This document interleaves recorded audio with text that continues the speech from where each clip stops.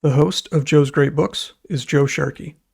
He teaches at the University of Washington, Tacoma, but is not speaking for or sponsored by the UW. Welcome to Joe's Great Books. Today, podcast number 1, You're All Gonna Die.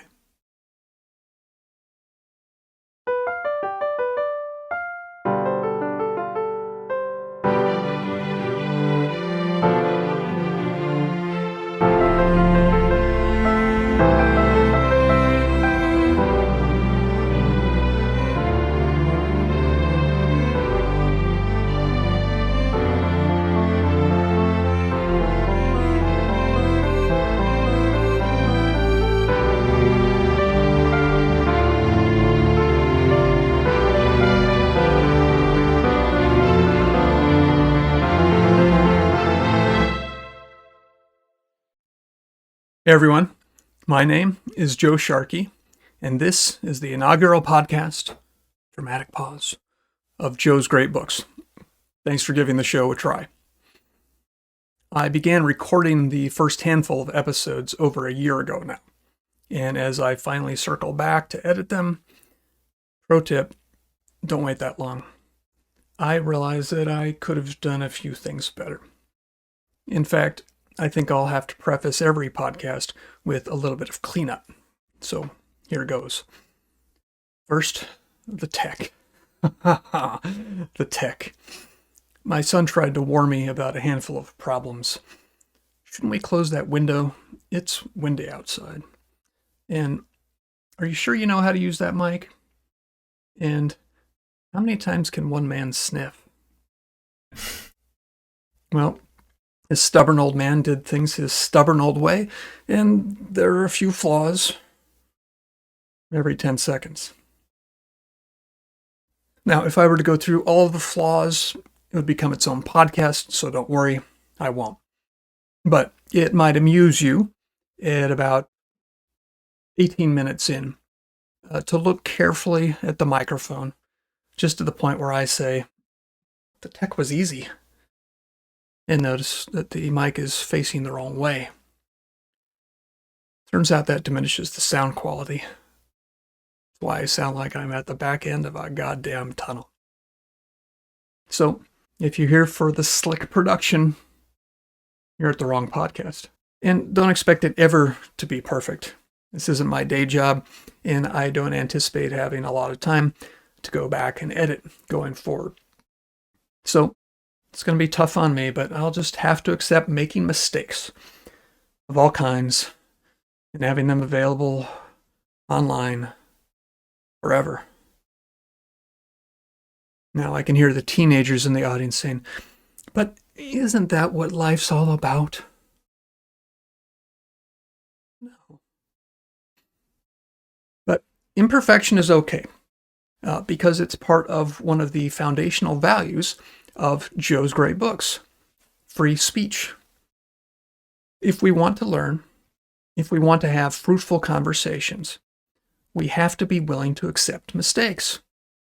Can't blame ourselves too much if we make them, can't blame others too much if they make them. In fact, I think I'm going to accidentally demonstrate that principle often on this show, as I do when I teach, or parent, or call customer service, though those things don't usually land on YouTube. As you'll see, in the very first segment of the first podcast, I talk about free speech, about the necessity of free speech, even the love of free speech, and not just the letter of the First Amendment, but the spirit. As you probably know, a lot has happened on that front since I started making these recordings. I've been pleased to see in just the last, 6 months, a handful of small but significant victories. For example, Joe Rogan avoided cancellation. Jordan Peterson, once disinvited from the University of Cambridge, was reinvited. What was that bit about making mistakes? Bravo, Cambridge. And FIRE, the Foundation for Individual Rights in Education, is expanding beyond the college campus where it's desperately needed and renaming itself the Foundation for Individual Rights and Expression. Go get them, FIRE. And in a development near and dear to my heart, two brand new institutions of higher learning were created: the University of Ralston in Georgia and the University of Austin at Texas, both with the express mission of giving free speech and free inquiry a place where they can flourish. On a college campus. Imagine that. Even my own university has seen a few small victories, and that never happens at the University of Washington. So I'm gaining not just hope, but confidence that the tide is finally starting to turn. We'll see. One thing I don't expect to see is the acrimony and division of the United States dissipate anytime soon. So the right to free speech, and just as important, the will to use it with force and passion, but also with civility and restraint, will continue to be a vital national need.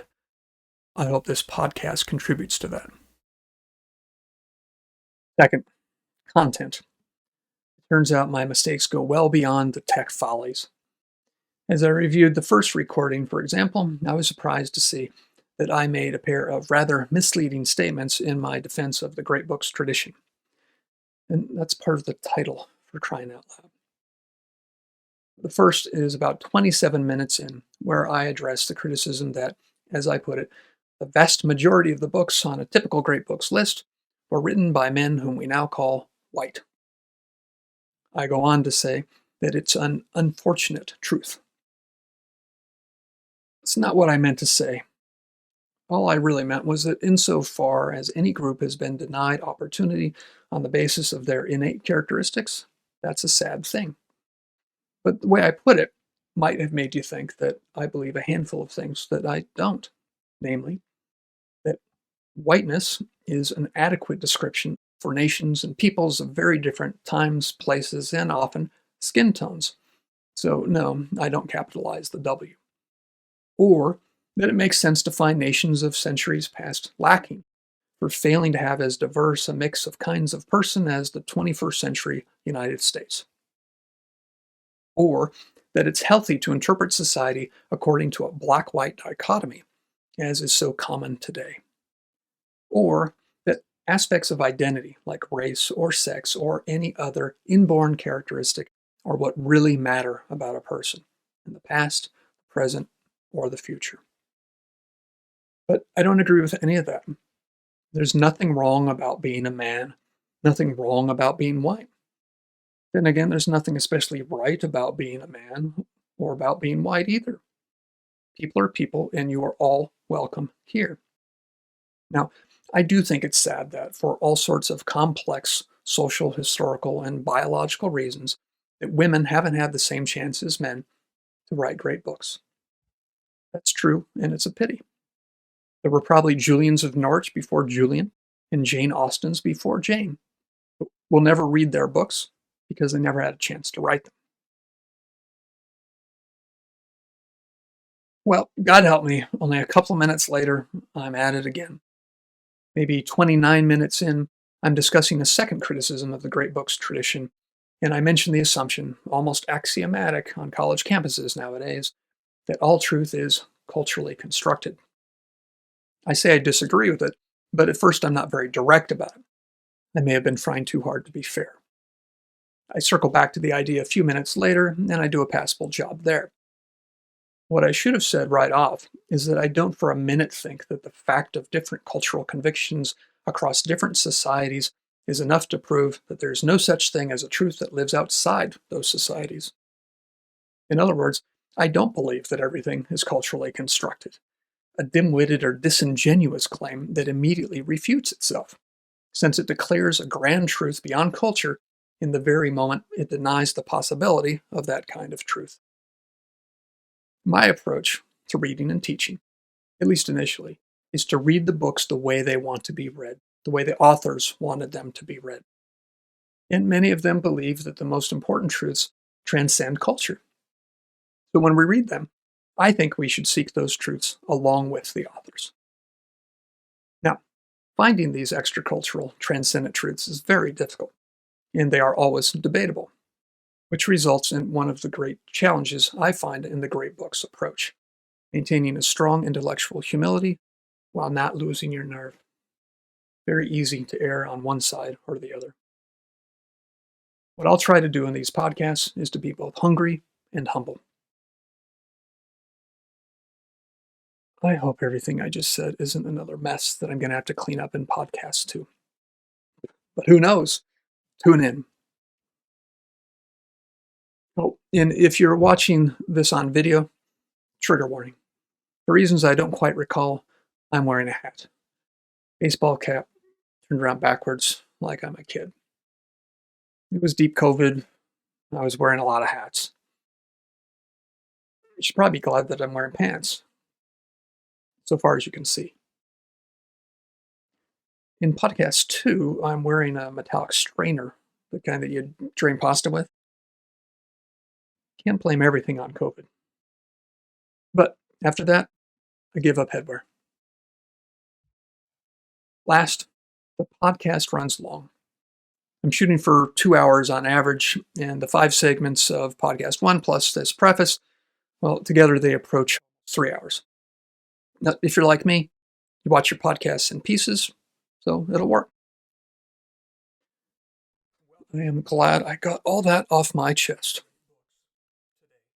So, finally, after about a year's worth of prep and anticipation by my mom, let's cast this pod.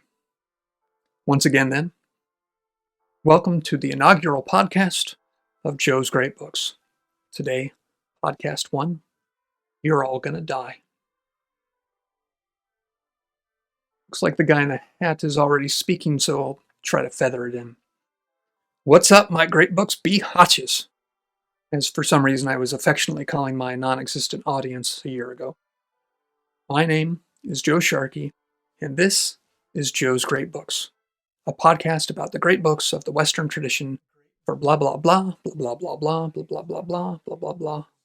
Joe's Great Books, a podcast about the great books of Western literature for the common man, the ordinary guy, and the average Joe, hosted by one of them, me.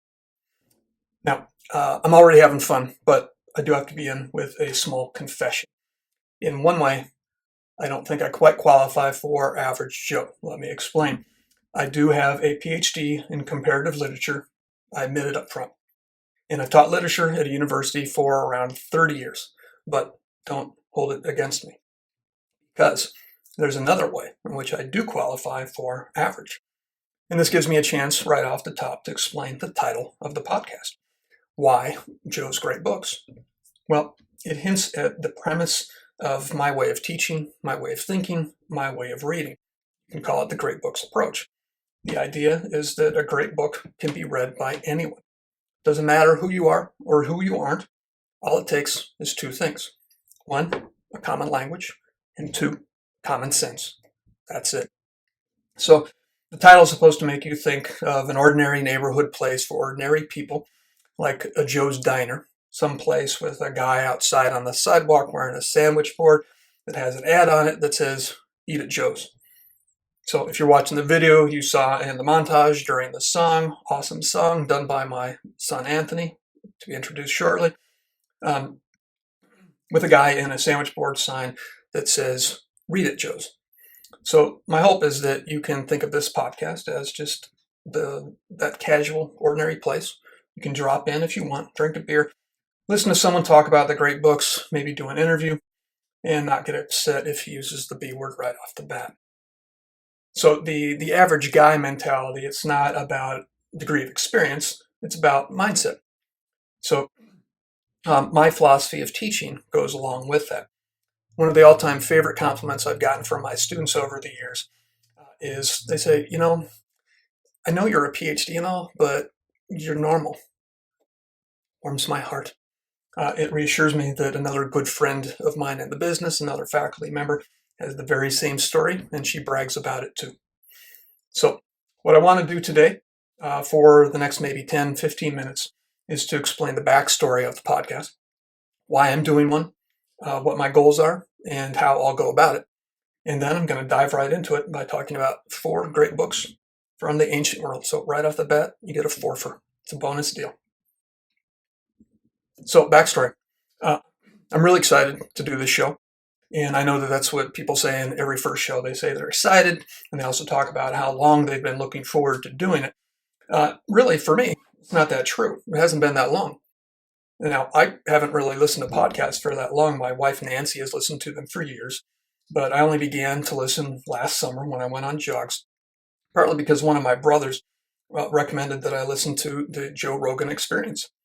Uh, and so after listening to him talk to a variety of people about free speech issues, guys like Jordan Peterson, Sam Harris, Brett Weinstein, Bill Maher, from both ends of the political spectrum, including bunches of comedians who are big on free speech, I was fascinated.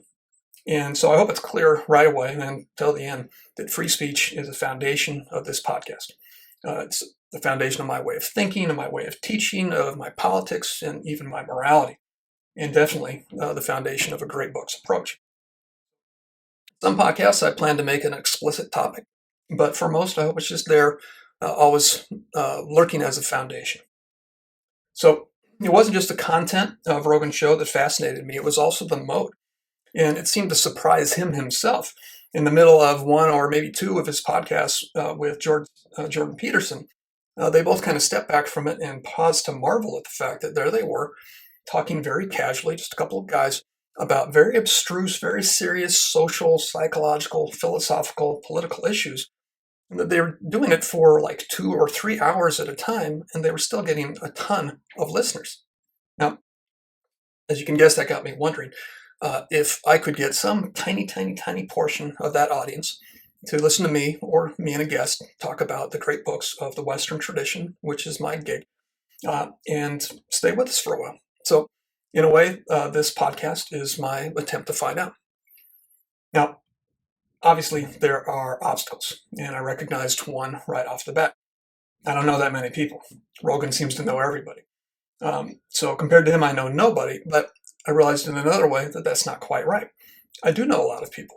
It's just that they're all dead.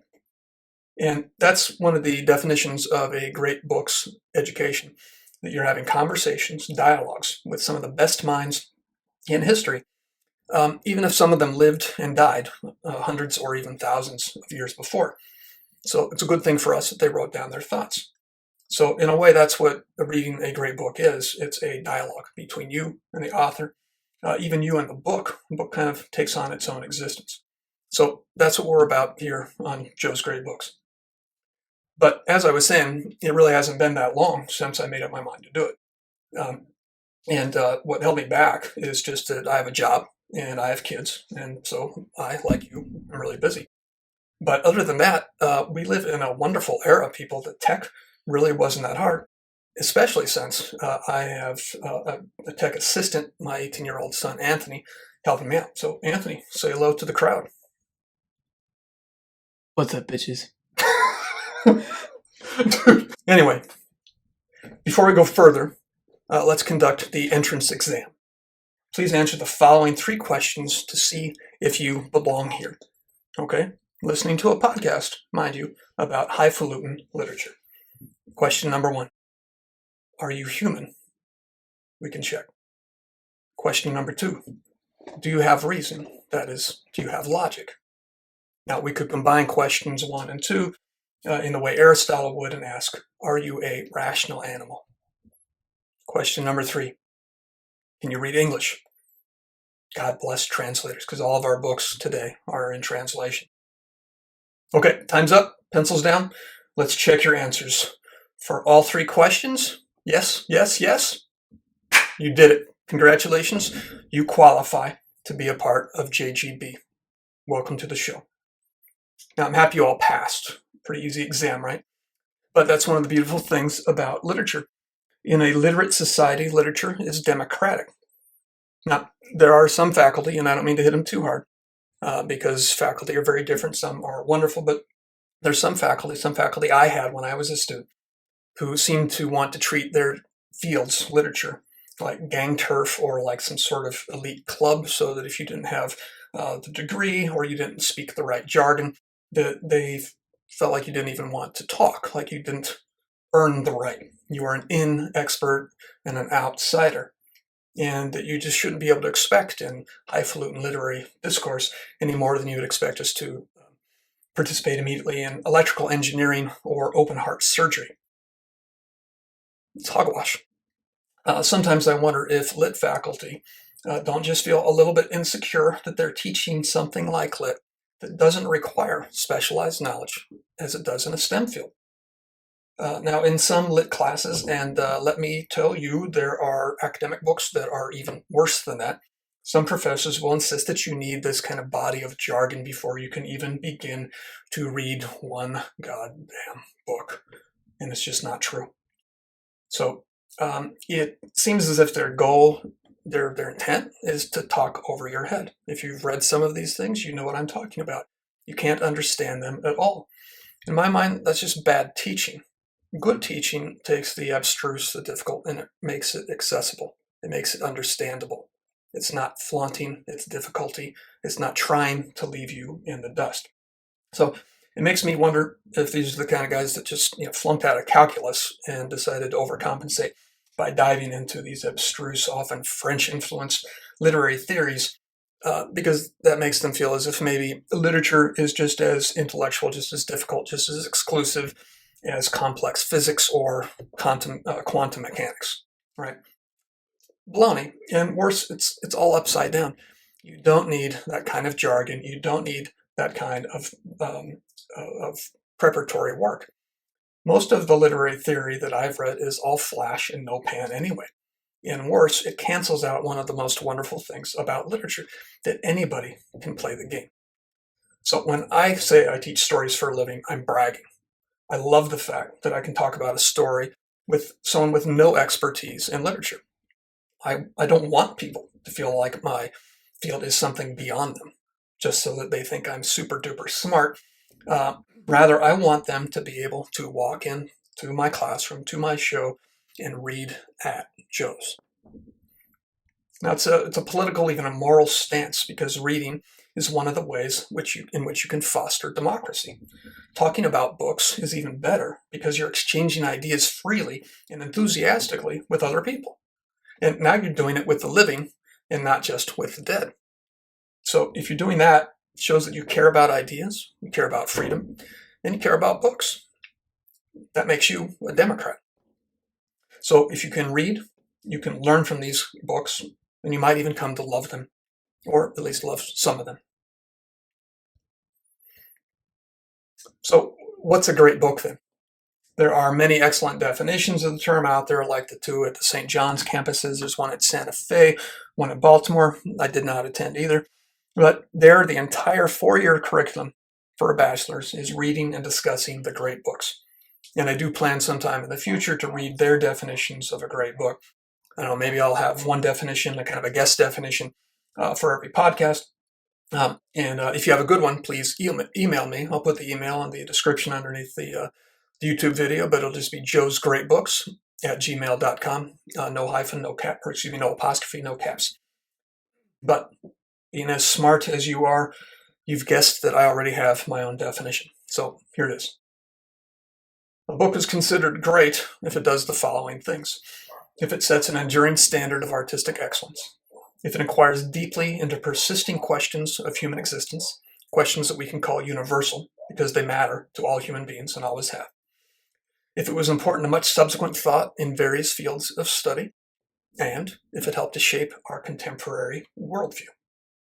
Now, altogether, that is a very, very, very high bar, maybe too high, especially for the last two items, which are very similar.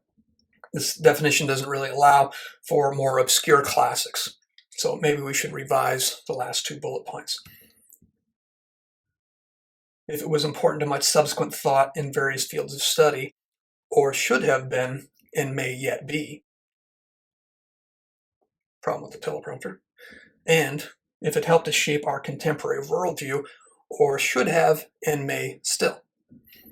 Because you never know when people will rediscover an underappreciated book and recognize that it was a classic all along. So in my course syllabi, I go on to elaborate as follows.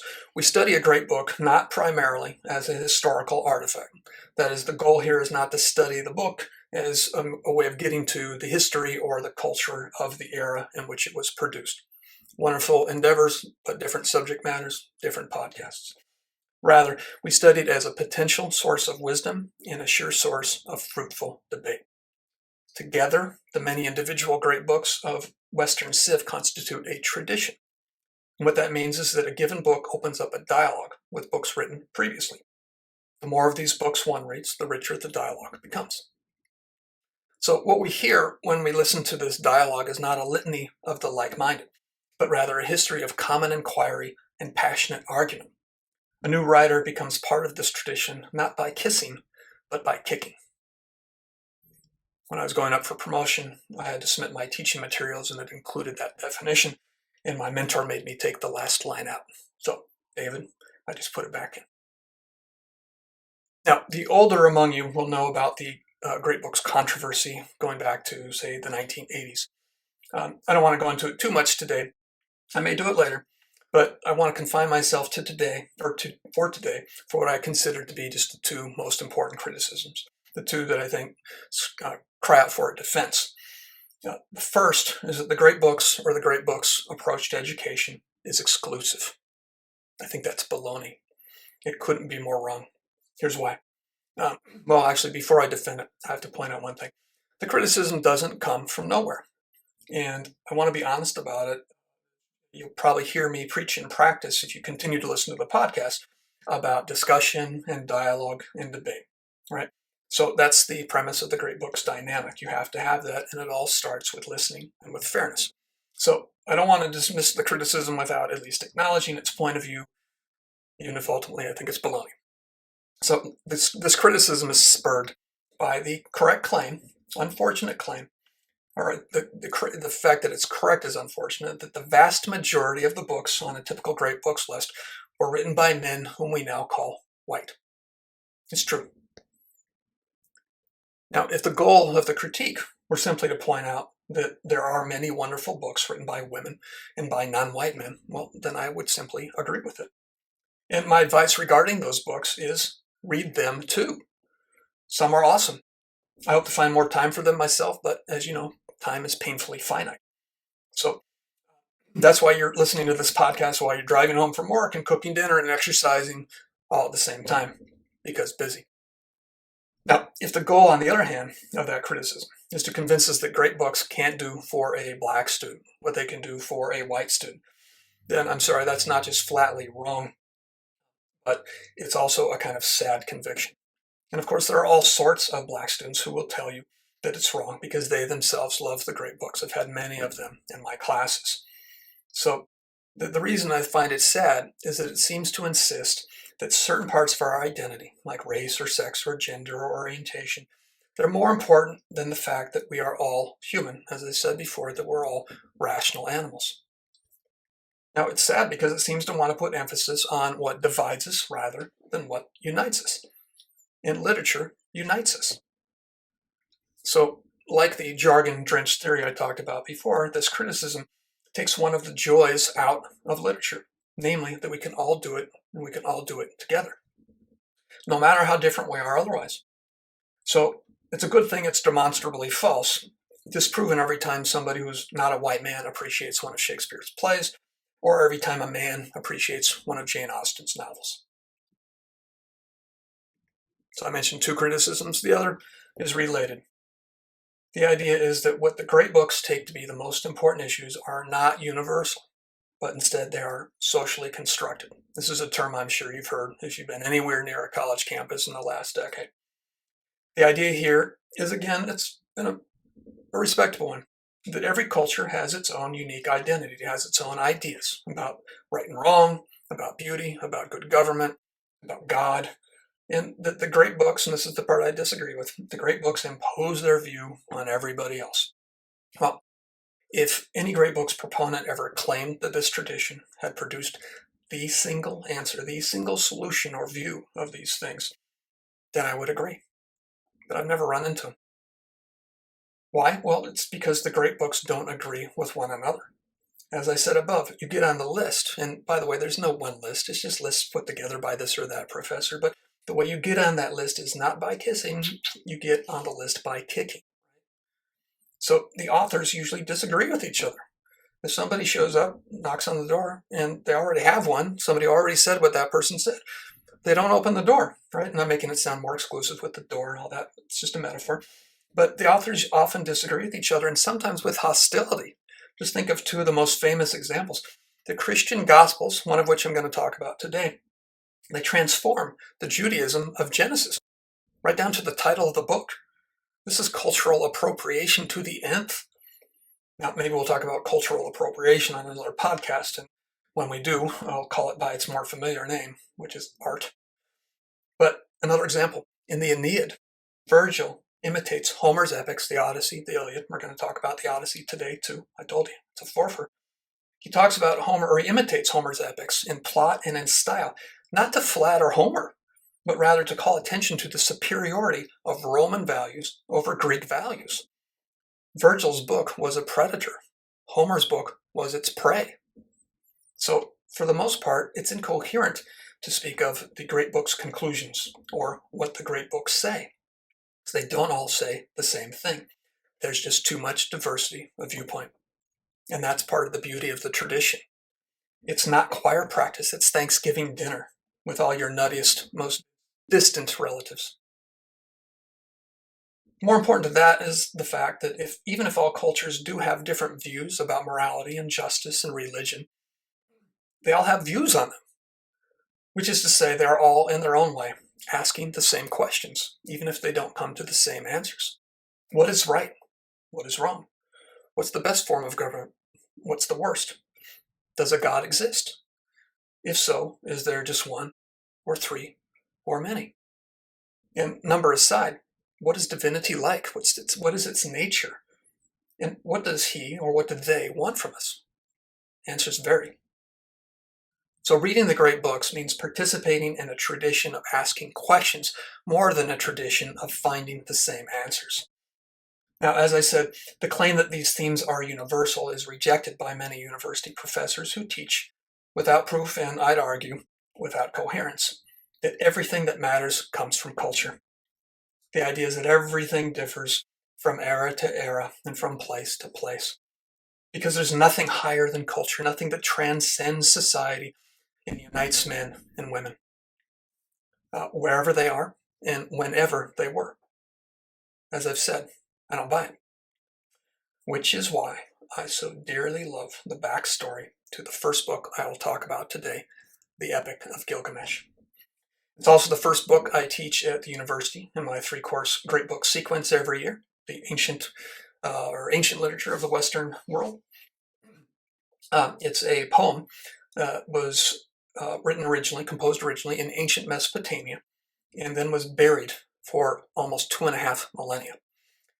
It was buried in a library in around 612 BC. It wasn't literally dug up, until like 1839 or 50, depending on how you date the discovery.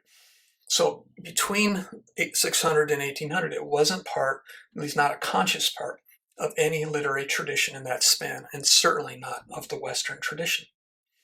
So you wouldn't think that it would have anything to do with it, especially not if you believe that everything is culturally constructed, right? It would be separate, it would have been off the table. Well, once we translated it, this most ancient of great books, because some people call this the very first story, the oldest story that we have, way older, for example, than Genesis. What do we find it concerned with except the most fundamental of all great books' themes? The one so obvious that even the most simple-minded, stubborn critics wouldn't be able to deny its universality.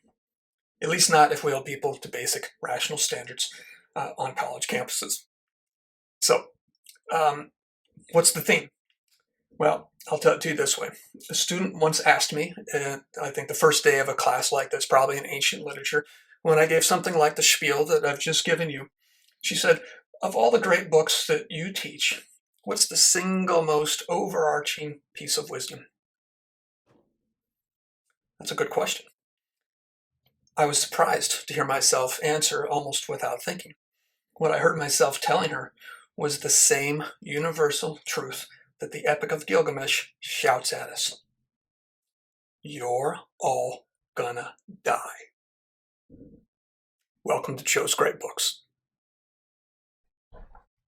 So, as we said before break, perhaps the most important overarching lesson of all the great books is you're all going to die. So the next question is, what are you going to do about it? So today we're going to talk about 4 great books, or rather 4 heroes from these great books that offer a different answer to this question, sometimes just by the way they lived, sometimes by what they thought and said. Gilgamesh in his own epic, Odysseus in his own epic, Socrates from both the Apology and the Phaedo, both written by his student Plato, and Jesus H. Christ from the Gospels. Now, they're all from the ancient world, and that's by design because going all the way back to the ancients shows the universality of the theme. Turns out we've been thinking about death ever since we started living. Before we dive in, though, a quick logistical note about how I'll do this podcast, because it's not obvious how to do one about literature. How am I going to talk about books that are often a ton of pages, sometimes very dense, difficult pages, when many in the audience have never read the book I'm talking about? I can't expect people to read the books in advance of the podcast, much less to study them, because after all, it's not a college class. So, how to talk to people about books they may never have read. You always say that's what you've been doing in your classes for 30 years, though. No, that's not what I always say. Anyway, I'm going to try to make the podcast work for people who don't have the time to read the books beforehand, as well, of course, for those who do.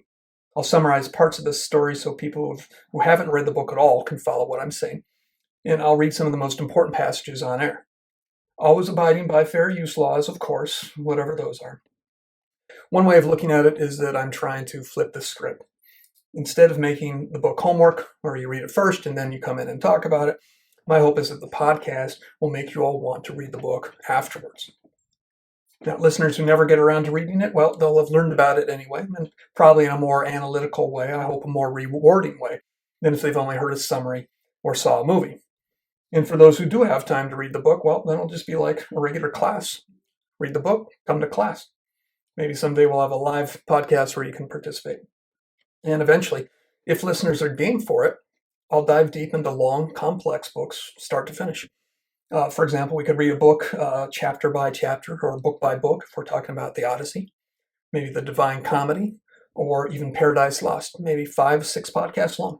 I think it would be fun. So let me know what you think by sending me an email. Again, joesgreatbooks@gmail.com, no apostrophes and no capitals. Okay, let's get into it. Now, the first book we're going to talk about, Epic of Gilgamesh. I've already told you that I don't really spend that much time talking about history, and here I go. I'm going to talk about history. It's not a history show, but the Epic of Gilgamesh is something of an exception.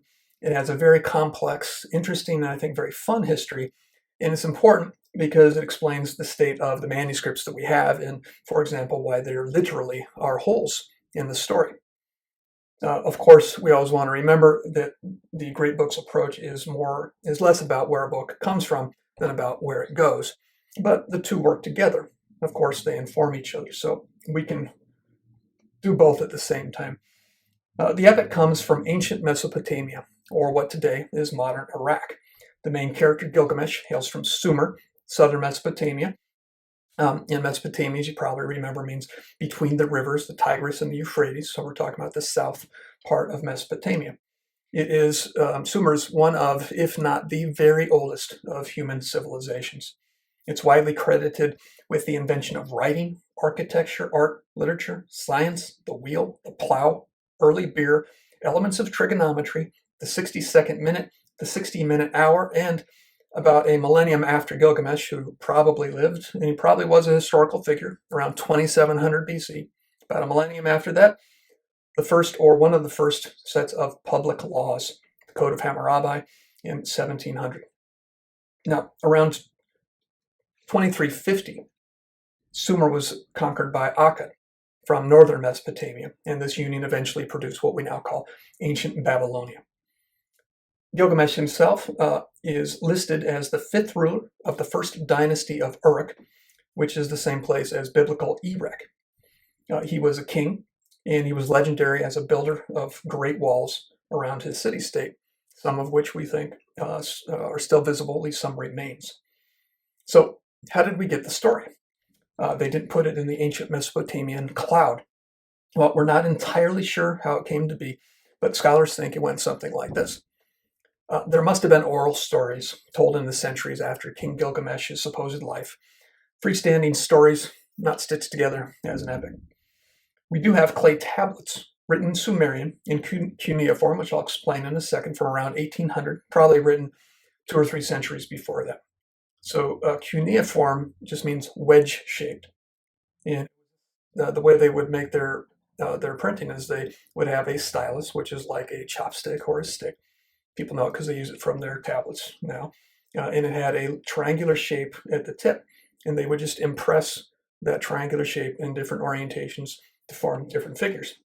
So if you search on the web, just cuneiform writing, you'll see some just glorious, beautiful works of art that they use. Although sometimes you'll find out that what's written is like, an accountant's list of costs and things to do, but it still looks gorgeous.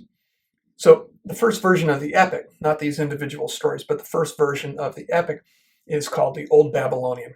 We think that goes back to around 1700, maybe as early as 1800. And I just lost my place. Pardon me for a minute.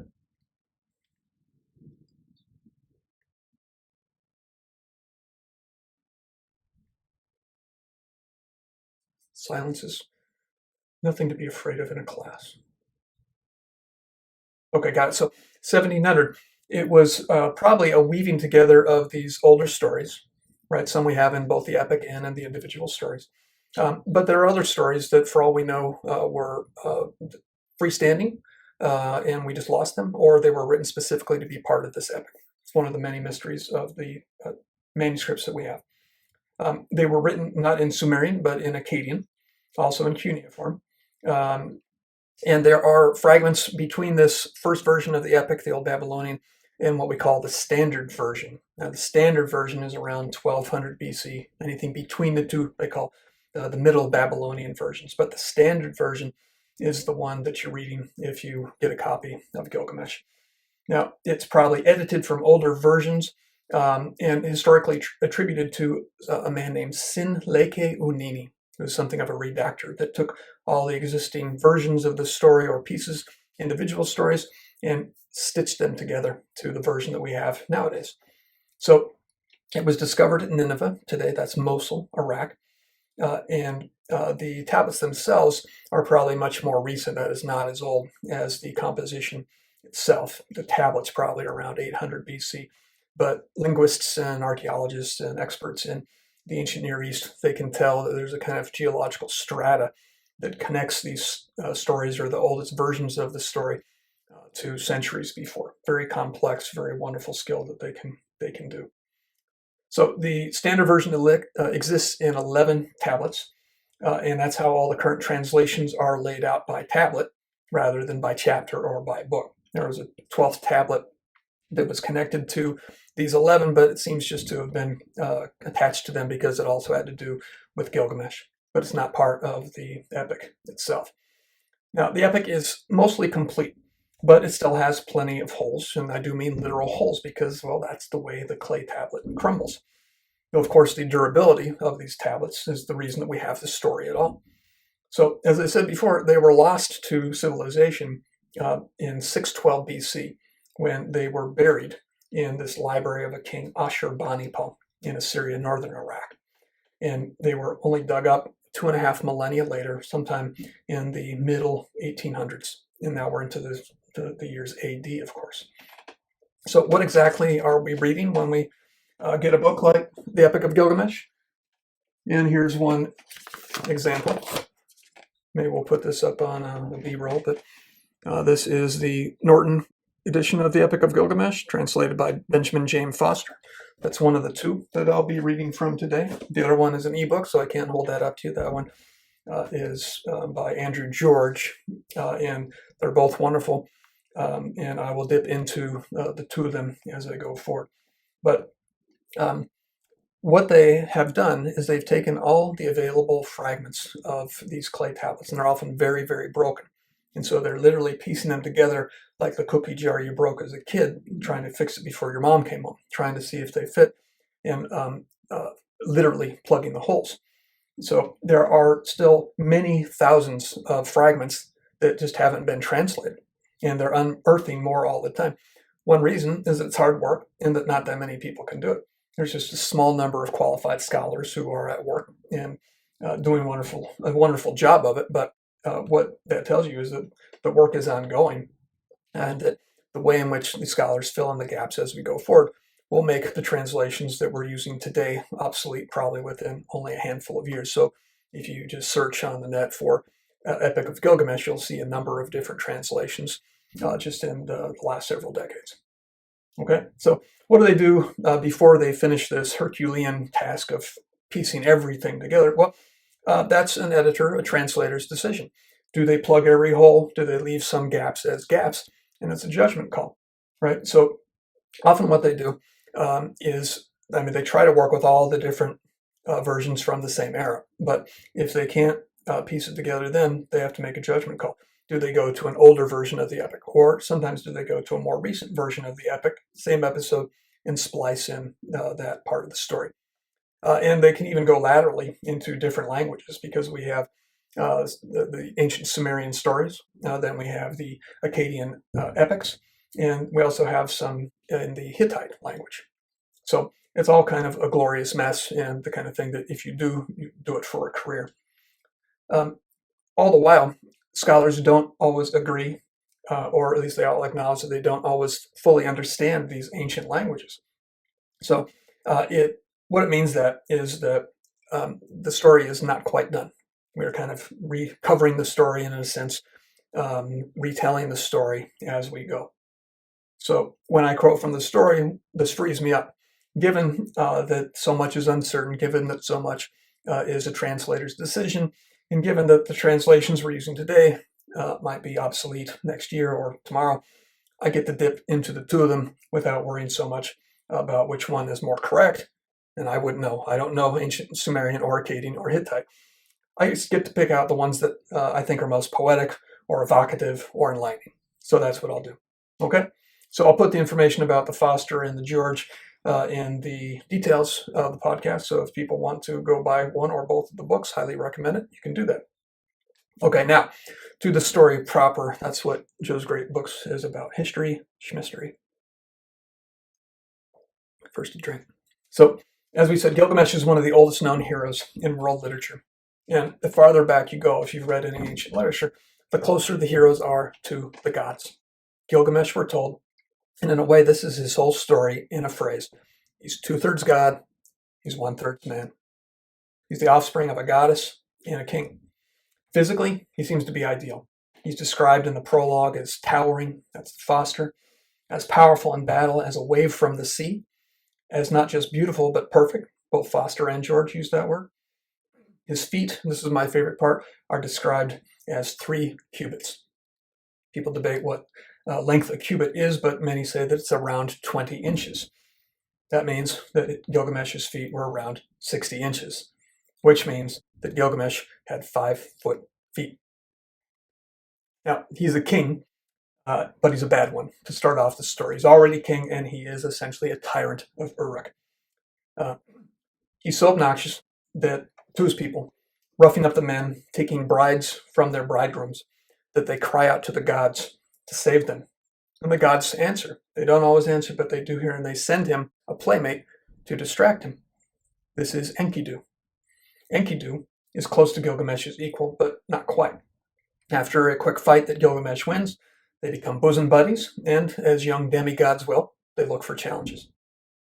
The first is what Enkidu calls a hopeless quest, namely to kill Humbaba, this mythological creature established by one of the most important gods in the polytheistic pantheon, Enlil, to be the garden of the cedar forest. Cedar was very precious, that kind of natural resource being scarce in Mesopotamia. And the cedar forest, we believe, was Lebanon. Now, Enkidu is afraid. He's seen the monster. Enkidu used to live in the wild as a beast. That's a wonderful story, super fun to compare and contrast it to the fall of man in Eden in Genesis, but different podcast.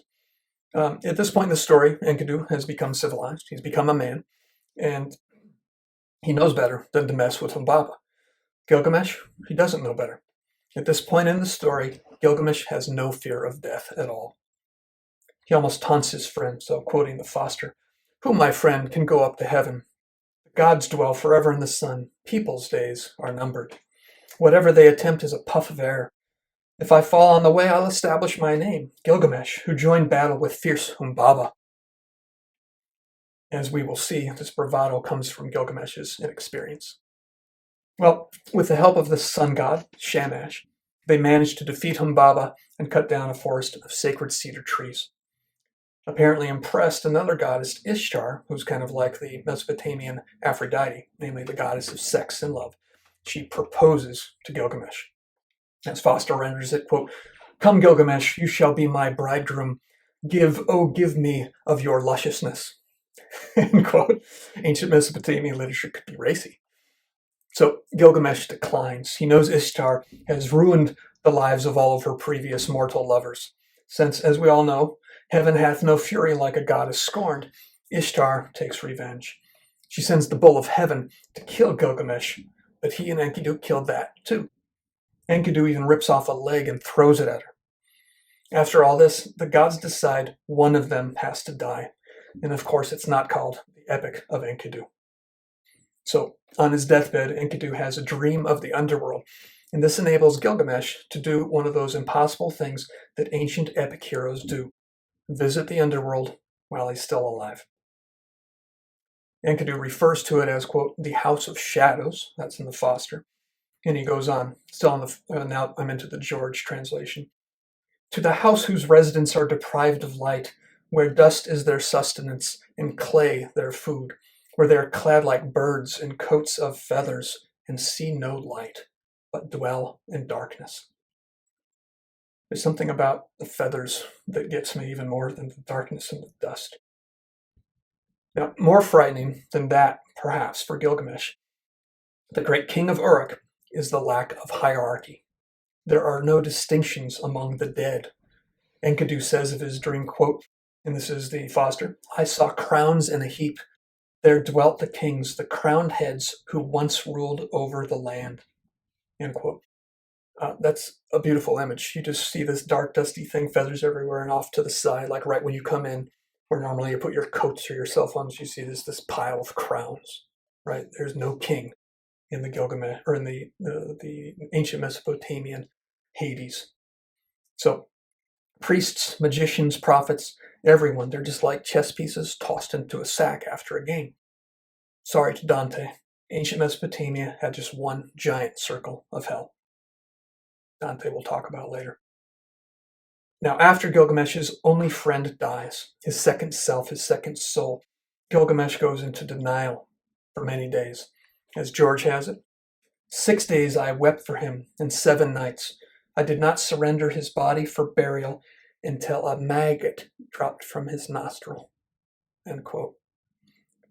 Let's pause to appreciate the wonderful austerity of that description, rather than detail every aspect of a body's decay and mortification, or even 2 or 3. The poet forces us to focus on the single image of a maggot dripping like a drop of water out his nose. You see that. And the maggot brings wisdom to Gilgamesh. If Gilgamesh spoke maggot, he could have held it to his ear, and it would have said to him, "Gilgamesh, 2/3 God or 999 1,000th God, you're gonna die. Biatch." Now, until now, Gilgamesh has sincerely grieved for his friend, his second self. 12 days worth of dying, Gilgamesh has celebrated his sidekick's exploits in long monologues. He's declared that he'll have a statue made for him like no statue ever made before. And he's even spoken to the corpse, as Foster touchingly renders it. "What now is this sleep that has seized you? Come back to me. You hear me not." End quote. And as George goes on, he felt his heart, but it beat no longer. He covered like a bride the face of his friend. Like an eagle, he circled around him. Like a lioness deprived of her cubs, he paced to and fro, this way and that. End quote. But post-Maggot, there's a change. Gilgamesh now fears for himself. Enkidu, his second self, has died. That means he could die too. We're already well into tablet 9, remember, of 11, as Gilgamesh laments, quote, "Shall I not die too? Am I not like Enkidu? Oh, woe has entered my vitals. I have grown afraid of death." That's Foster. Now, there's a famous philosopher that I tried to look up. I can't place him. I can't find him. But as he said, a rock wants to live forever as a rock. Well, Gilgamesh wants to live forever as a Gilgamesh. And he has a plan. Perhaps the first plan in the history of literature about how to deal with the horrifying prospect of dying. To not to. Gilgamesh knows that in all of history, there has so far been a single man, a man and his wife, who has managed not to die. Utanapishtim, as Foster has it, or Utanapishti, or Utanapishti, as George has it. I'll use the first. He survived the ancient Babylonian version of the flood story, very similar to the one in Genesis. We may talk about that someday. Some people are convinced that the source story for Genesis is this ancient Babylonian story. And it very well could be. But the Babylonian story has polytheistic gods instead of the monotheistic god in Genesis. That's the big difference, and it changes the whole fabric of it. The Babylonian version is this rather farcical affair in which the gods unleash this flood that they can't control. They cower like dogs, afraid of the weather that they themselves created. And it's a story that becomes so embarrassing that the gods conspire to hide the only survivors and put them literally out in the middle of nowhere so no one would ever have to hear this embarrassing story. Well, not a problem for Gilgamesh. He's 2/3 god. And this is a myth, so he just walks there. He goes to visit this very, very old couple, and he walks there upon his 5-foot feet. Now, he's told repeatedly along the way that it's a fool's quest. He's heard that before. Shamash, the sun god, the one who helped him defeat Humbaba, asks him, and it's wonderful, I think, to imagine the sun itself, not just an anthropomorphic version of the sun, a guy who glows, but the sun itself glowering down at him as it speaks. Shamash was distressed, translates Foster. Bending down, he spoke to Gilgamesh. Gilgamesh, wherefore do you wander? That is, why do you wander? The eternal life you are seeking, you shall not find. Still Foster. Gilgamesh's response has everything to do with the dream that Enkidu told him. He says, I have been asleep all these years. Now let my eyes see the sun. Let me have all the light I could wish for. Darkness is infinite. How little light there is. That's the Foster. Gilgamesh now hungers for the light. You have to love it that he's saying that to the sun. I wonder if even Shamash himself didn't, for the first time in his seething hot life, have a little cold shudder. Now, apparently, the gods put Utanapishtim so far out in the west that's a place where the sun literally doesn't shine, because Gilgamesh must travel through half of the path traversed by the sun every day. So during the sun, we all see it, the sun travels from east to west, right?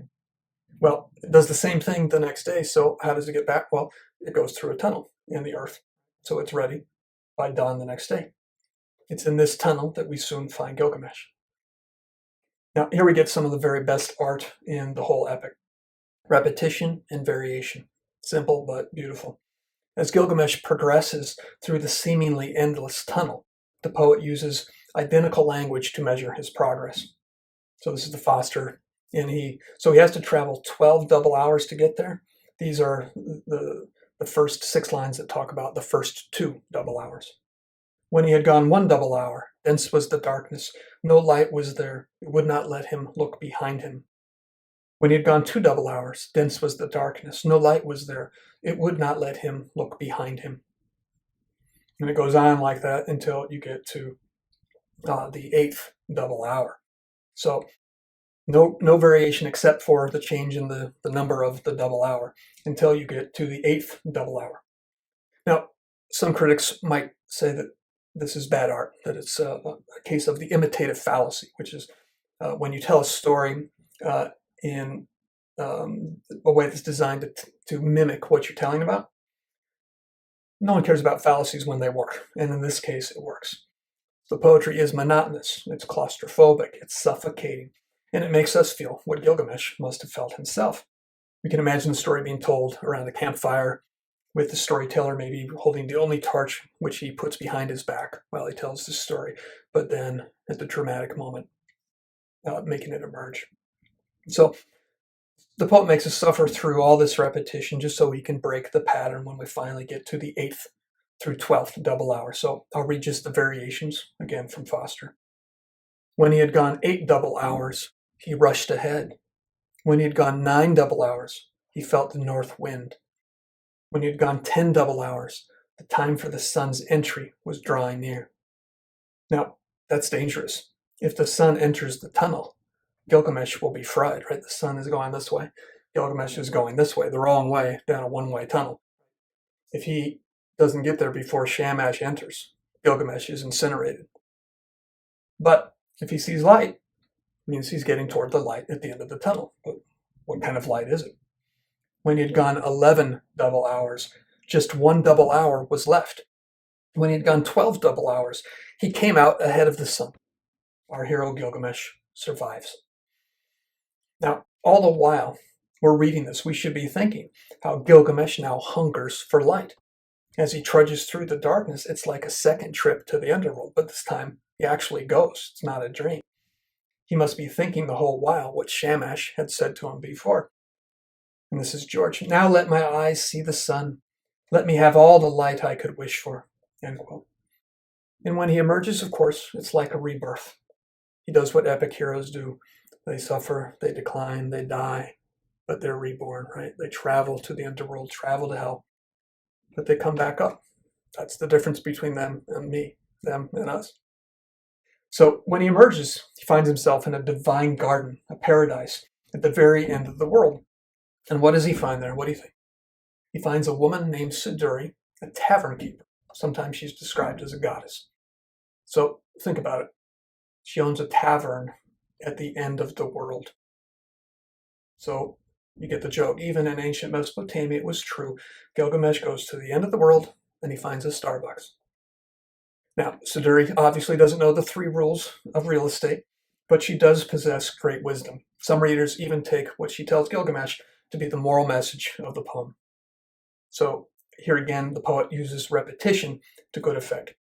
Gilgamesh identifies himself, introduces himself by essentially giving his CV. He lists his feats one after the other. He killed this, he destroyed that, he climbed here, he traveled there, things no human could do.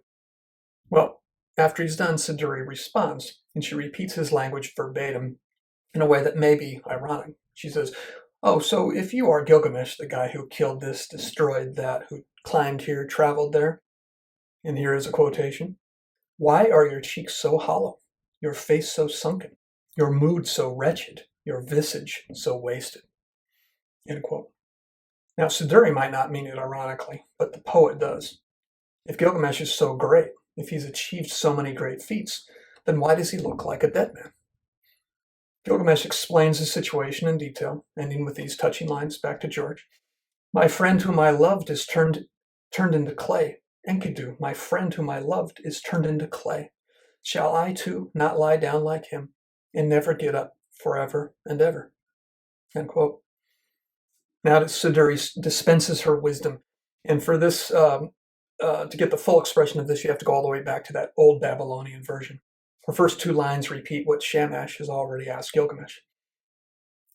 And this is the George. "O Gilgamesh, where are you wandering? That life you seek you will never find. When the gods created mankind, death they dispensed to mankind. Life they kept to themselves. But you, Gilgamesh, let your belly be full. Enjoy yourself always by day and by night. Make merry each day. Dance and play day and night. Gaze on the child who holds your hand. Let a wife enjoy your repeated embrace, for such is the destiny of mortal men." End quote. So, is Gilgamesh going to listen? Is he going to do something wise, something boring, give up his quest, accept mortality, and settle down with some girl in the suburbs? Nope, nope, nope. Gilgamesh, gonna Gilgamesh. He keeps going boldly where no Gilgamesh has gone before. Finally, after crossing the waters of death with a reluctant boatman named Urshanabi, Gilgamesh finally reaches Utanapishtim. One look at our boy Gilgamesh, and Utanapishtim wonders what everyone who sees him wonders. You strive ceaselessly. What do you gain? You only hasten the distant end of your days. End quote. That was the George. So the irony of Gilgamesh's journey becomes sharper. Not only will he fail to achieve immortal life, the more he strives for it, the more he wastes of the finite life available to him. And fail he does. In a marvelous climax, we have a story within a story, of the kind we tend to associate with more modern authors, like Kafka. In his novel The Trial, it climaxes in a parable in a cathedral told by a priest. In Dostoevsky, there's a story called The Grand Inquisitor, and the brothers Karamazov, one of my favorite novels. Again, we'll do podcasts on both of those. And that kind of is the climax of the theological, spiritual heart of the story. But that kind of storytelling goes way back to Homer and obviously to the very beginning with Gilgamesh, one of the oldest. Now, don't make the mistake that some people make of thinking that literary art back then was rudimentary, right? Because way back then, before they knew what they were doing, it was all luck or intuition. They were very sophisticated, and art is not science. If it were, stories would be getting better every year. So just between you and me and anyone you want to tell, including the internet, ain't nobody beats Homer, not yet. Back to Gilgamesh. Early on in the history of the study of Gilgamesh, some scholars thought that this flood story was somehow tacked on, like the story in the 12th tablet, which does seem to be tacked on. But actually, it's the decisive moment of the epic. It confirms what the maggot told Gilgamesh. For the first 2/3 of Tablet 11, the main narrative drops out as Utanapishtim tells our hero the story of how he got to be immortal. It was an accident. The human world had become too noisy, the gods tried to wipe all of us out. But because of internal squabbling, they missed one. The god Ea gave one of his favorites, Utanapishtim, a heads up. And he built his boat, built his ark, just like Noah. Now, at the end, the gods had to decide what to do with this one guy who didn't die. And they squabbled about it and disagreed, and so they finally came to a compromise. They tucked him away in a place so far distant that even Shamash can't quite get there. So, the one guy who didn't die didn't achieve eternal life through his own determination or semi-divinity or merit of any kind. He just knew a guy in the immortality business. It wasn't an act of divine benevolence or even of justice. It was just a political compromise. It was just a one-time fluke. As for Gilgamesh, the only thing that matters is that it's not going to happen for him. As Utanapishtim puts it, and this is the Foster, now then, Gilgamesh, who will convene the gods for your sake? Well, that's a rhetorical question. Quest over. Gilgamesh is not going to live forever. Now, after a handful of additional adventures, we'll return to one of them later, it's about snakes, Gilgamesh makes his way back to Uruk, and he seems to take pride in his walls, which will outlast his body by many centuries. In a final beautiful instance of repetition, Gilgamesh repeats some of the earliest lines of the poem, spoken there by the narrator. But now he speaks them himself, as he shows off the great walls of Uruk to the boatman, or Shinabi, whom he seems to have brought back just so he could brag. He says the following, and this is the George. O Urshanabi, climb Uruk's wall and walk back and forth. Survey its foundations. Examine the brickwork. Were its bricks not fired in an oven? Did the 7 sages not lay its foundations? End quote. Gilgamesh seems proud now of the things he can achieve in his finite lifetime. And of course, he writes down his story. He inscribes it on a stone, and he puts it in a copper box in the foundation of Uruk's walls. We know he did, or else we wouldn't have just finished reading it. So, what to make of this first of all stories? Translator George, who is a very helpful interpreter, gives us his view. He says, quote, one theme of the Gilgamesh epic is the vanity of the hero's quest. Pursuit of immortality is folly. The proper duty of man is to accept the mortal life that is his lot and enjoy it to the full. End quote. In other words, a man should live for today, as Siduri said. Gather ye rosebuds while ye may. You know how it goes. But is that true? Is that the epic's real message about how to live a proper life when you know you're gonna die? Well, maybe it is, especially if you emphasize the word proper. But consider, without Gilgamesh's boyish, breathtaking selfishness, without his delusion that he can muscle his way out of death, without his repeated impropriety, there would be no godlike feats, no story for us to read. We'd have never found out about the flood. We'd open up that copper box in the foundation of the wall and read a short, boring obit about a shoe salesman. So I would say no. The moral of the story of Gilgamesh is no guts, no glory. No folly, no immortality in art or other accomplishment. The truth is, it's only because of his foolishness, his failure to yield, that Gilgamesh experienced things and brought back knowledge no one else had. His far-flung travels and his bipolar personality made him, quote, the joy-woe man, as Foster has it. Or, as an older translator, Sanders has it, the darkness and light of mankind. It also made him worth reading about. Because, Bihatches, it's not the Epic of Siduri. The mythmaker left that tale to another poet by the name of Homer, and he told it in his poem, The Odyssey. The book we'll discuss when we come back. All right. On to Odysseus. When we first see him in the flesh in the Odyssey, Odysseus, greatest of all Greek heroes, Theseus, Achilles, who? I said Odysseus has been on the island of Ogygia for 7 years. He'd angered the gods as he usually does, especially the god of the oceans, Poseidon.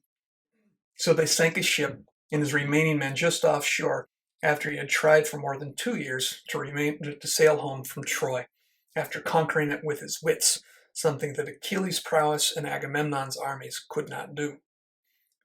So Odysseus lands on an island ruled by a goddess, Calypso. She takes a liking to him, keeping him there with her for 7 years, and compels him to sleep with her every night. Sleep with her every night for 7 long years. Sounds awful. Sometimes I think about how awful it must have been. Eventually, Athena, a much more powerful goddess and Odysseus' patron, though she sometimes forgets about him, decides he's been cooped up there too long and gets Father Zeus to send Hermes to order Calypso to give up her pet. She has no choice, so she offers him his freedom. I'm going to read a quotation now, and I'll point out that they're all from Robert Fitzgerald's poetic translation of the Odyssey. Here, take off my post-it notes. And it's a big book, so I can quote from it a fairly good length without worrying about overdoing it on the fair use laws. Here's the quotation, Calypso speaking to Odysseus. Son of Laertes, versatile Odysseus, after these years with me, you still desire your old home. Even so, I wish you well. If you could see it all before you go, all the adversity you face at sea, you would stay here and guard this house and be immortal. Though you wanted her forever, that bride for whom you pine every day, can I be less desirable than she, less interesting, less beautiful? Can mortals compare with goddesses in grace and form? And be immortal, she says. Imagine Gilgamesh fielding that offer. Now, he's turned down a goddess himself, but that was only because Ishtar destroys her lovers, and she didn't offer him immortality. Calypso's offer is Gilgamesh's, and many a man's dream come true. How will Odysseus answer? Time out for a little bit of history. As we move on from the Epic of Gilgamesh to the Odyssey, we jump forward maybe 500 years, right? If we're talking about the standard version, which was probably 1200, the Odyssey, probably 8th century BC. So we're jumping forward 500 years and west to ancient Greece. The setting of the story is in the Mycenaean age, which flourished from perhaps 1400 to 1200 BC. With all these old dates, if I didn't mention it, they're all very much debated, so it might not match up with what you find on Wikipedia. That's okay. Scholars will debate. I won't care. A traditional date for the sack of Troy, for example, the Great Trojan War, comes at the end of this period around 1200. Some people go so far as to specify the war as having begun in 1194 and ending in 1184, 10 years later. Archaeologists seem confident that they did indeed dig up a Troy in Hisarlik, Turkey. The two great epic poems of Homer, the Iliad and the Odyssey, probably composed in the form we have, are much later, around the 8th century. Now, as for Homer, most people know that according to tradition, he was a blind bard from Ionia. But it's been debated since just a few centuries after the composition of these epics whether or not a single man was truly responsible for both epics, or just one, or just parts, or, a popular view, whether the poems were instead the product of a long historical process, much like the one that produced the standard version of Gilgamesh. And Homer was perhaps just the name of the final redactor, something like Sin Leke Unini, the guy who was given credit for stitching together the standard version of the Epic of Gilgamesh. Now, just between you and me, I don't mind it when there's not much history to speak of. It makes you focus on the timeless qualities of the book, and there are many. So let's talk about them. Now, we're moving on from Gilgamesh, at two-thirds god, to Odysseus, who was the great-grandson of a god, and perhaps on both sides, who also fraternized with the gods in the way that I never have. But there's never any question about his mortality. Death is always lurking for Odysseus, and he knows it.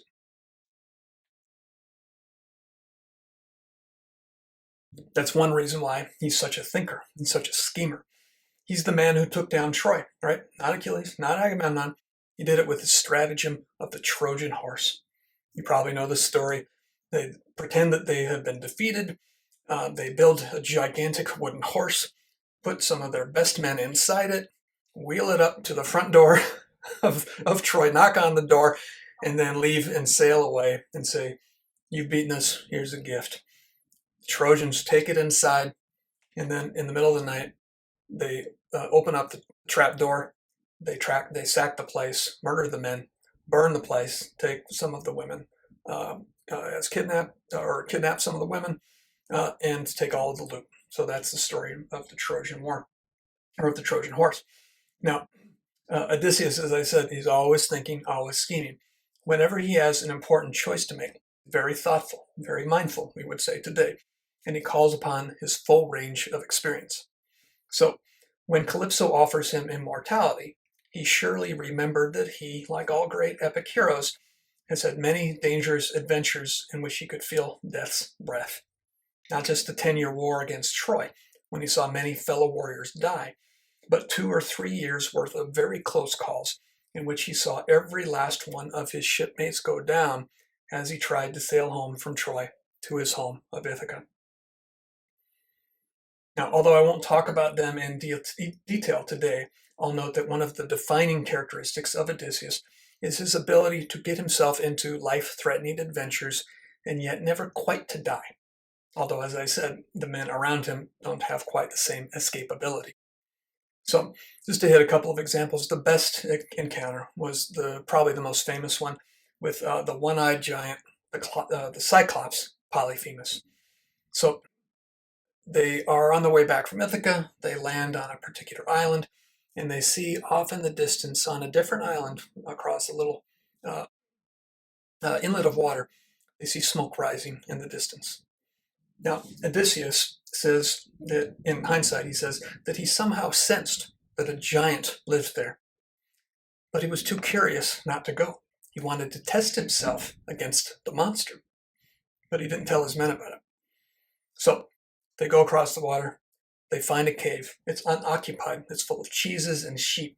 And though his men, who after all are pirates, just like Odysseus, they want to rob him and run, Odysseus refuses. He says he wants to wait and meet the owner of the cave. You can see the cave door is huge. It's like walking into a church. Odysseus knew. So they do. What happens? Well, the giant comes back home, traps them inside the cave by moving a huge boulder that no man could move in front of the exit, and eats 2 of Odysseus's men. Well, Odysseus has brought some wine along, and so he gets Polyphemus. If I didn't mention his name, that's the Cyclops' name, Polyphemus. He gets him drunk. And then as he sleeps, they take a tree that happens to be inside the cave, cut tree for firewood. They sharpen the tip, and then they put the tip into a fire until it is red hot, just about burning. And then they plunge it into his single eyeball. It sizzles. Great detail. Not going to take the time to read it now. And then comes the best and also the most ridiculous part of this episode. Polyphemus, still with the giant boulder, barring the exit, he cries out for help to the other Cyclopses that live on the island. And they ask, "What are you talking about? Someone poked out your eyeball? Who did it?" Now, Odysseus somehow predicted how everything would go. So, early on in his encounter with Polyphemus, Polyphemus asked him his name, and Odysseus lied. And he said, "My name? It's nobody." So, when Polyphemus is asked, "Who poked out your eye, Polyphemus?" Polyphemus cries out, "Nobody! Nobody did it!" And of course, the other Cyclopes walk away annoyed at the joke. Odysseus and his men later escape strapped to the underbellies of Polyphemus' sheep as he blindly checks them all and can't find them. In a later episode, still trying to get home, before Calypso's island, they land on the island of Aia. Now, this island just happens to be inhabited by another beautiful goddess, a witch goddess named Circe. Odysseus and his men, they spy smoke rising from the distance again, just as they had on the island of the Cyclops. And Odysseus decides we should investigate. Now, at this point, many of Odysseus's men have been killed. If we went through the whole Cyclops episode, we'd find that I think he ends up killing 8 of them, as Fitzgerald puts it, something like dashes their brains out and then eats them like a corn dog. So Eurylochus is upset about this, and he finally speaks up. This is just a paraphrase, not a quotation. He says, "For God's sake, Captain, every time we investigate smoke..." But before he can even finish the sentence, Odysseus has his sword at his neck. And Odysseus says, "What were you saying?" And Eurylochus says, "I think we should go investigate the smoke." So they do. There's a reason they don't have me translate the Odyssey. So they do. Circe captures half of Odysseus's men and turns them into pigs. Pigs. Oink oink. Now, with the help of Hermes, Odysseus resists her charms, and then, of course, he gets to sleep with her. Hermes tells him he has to.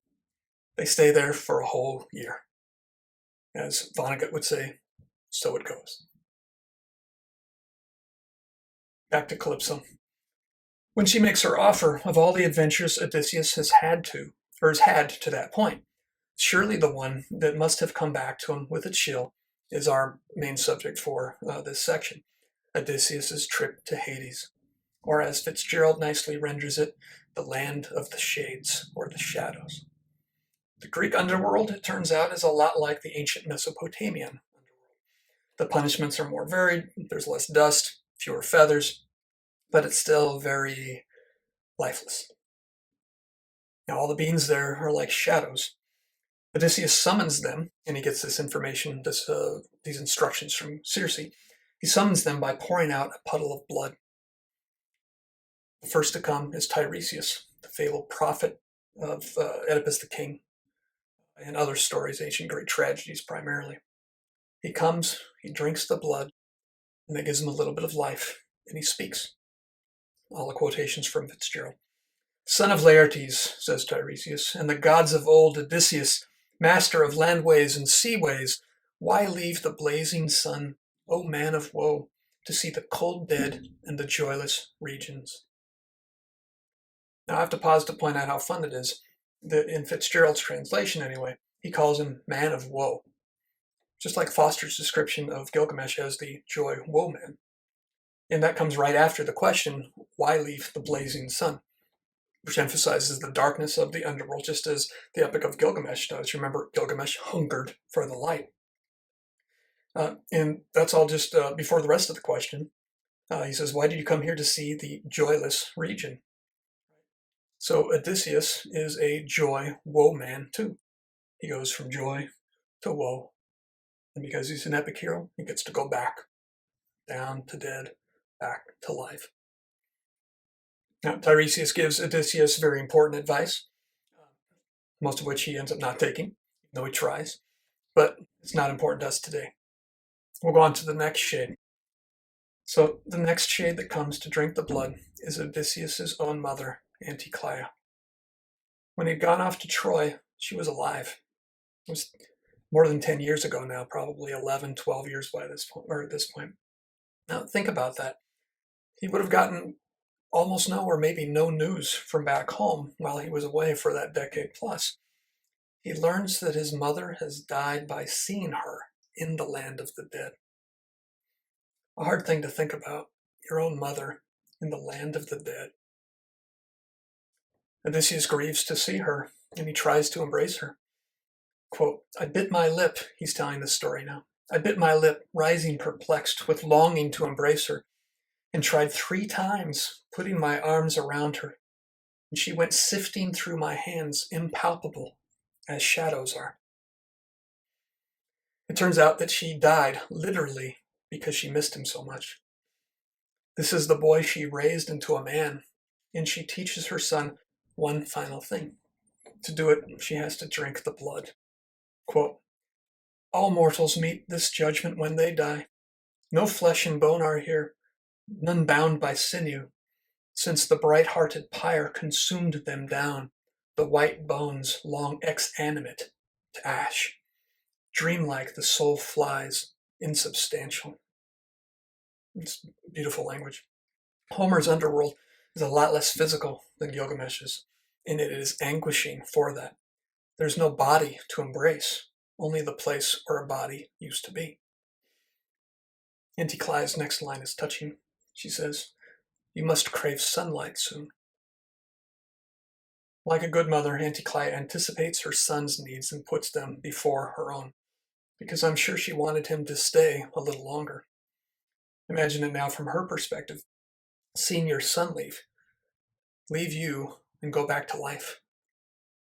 Bittersweet. Like much of the life of a loving parent, the essence of it. The next shade Odysseus encounters is his old war buddy, Achilles, greatest of all Greek warriors, of all warriors, period. He's the one who kills Hector at the climax of the Iliad.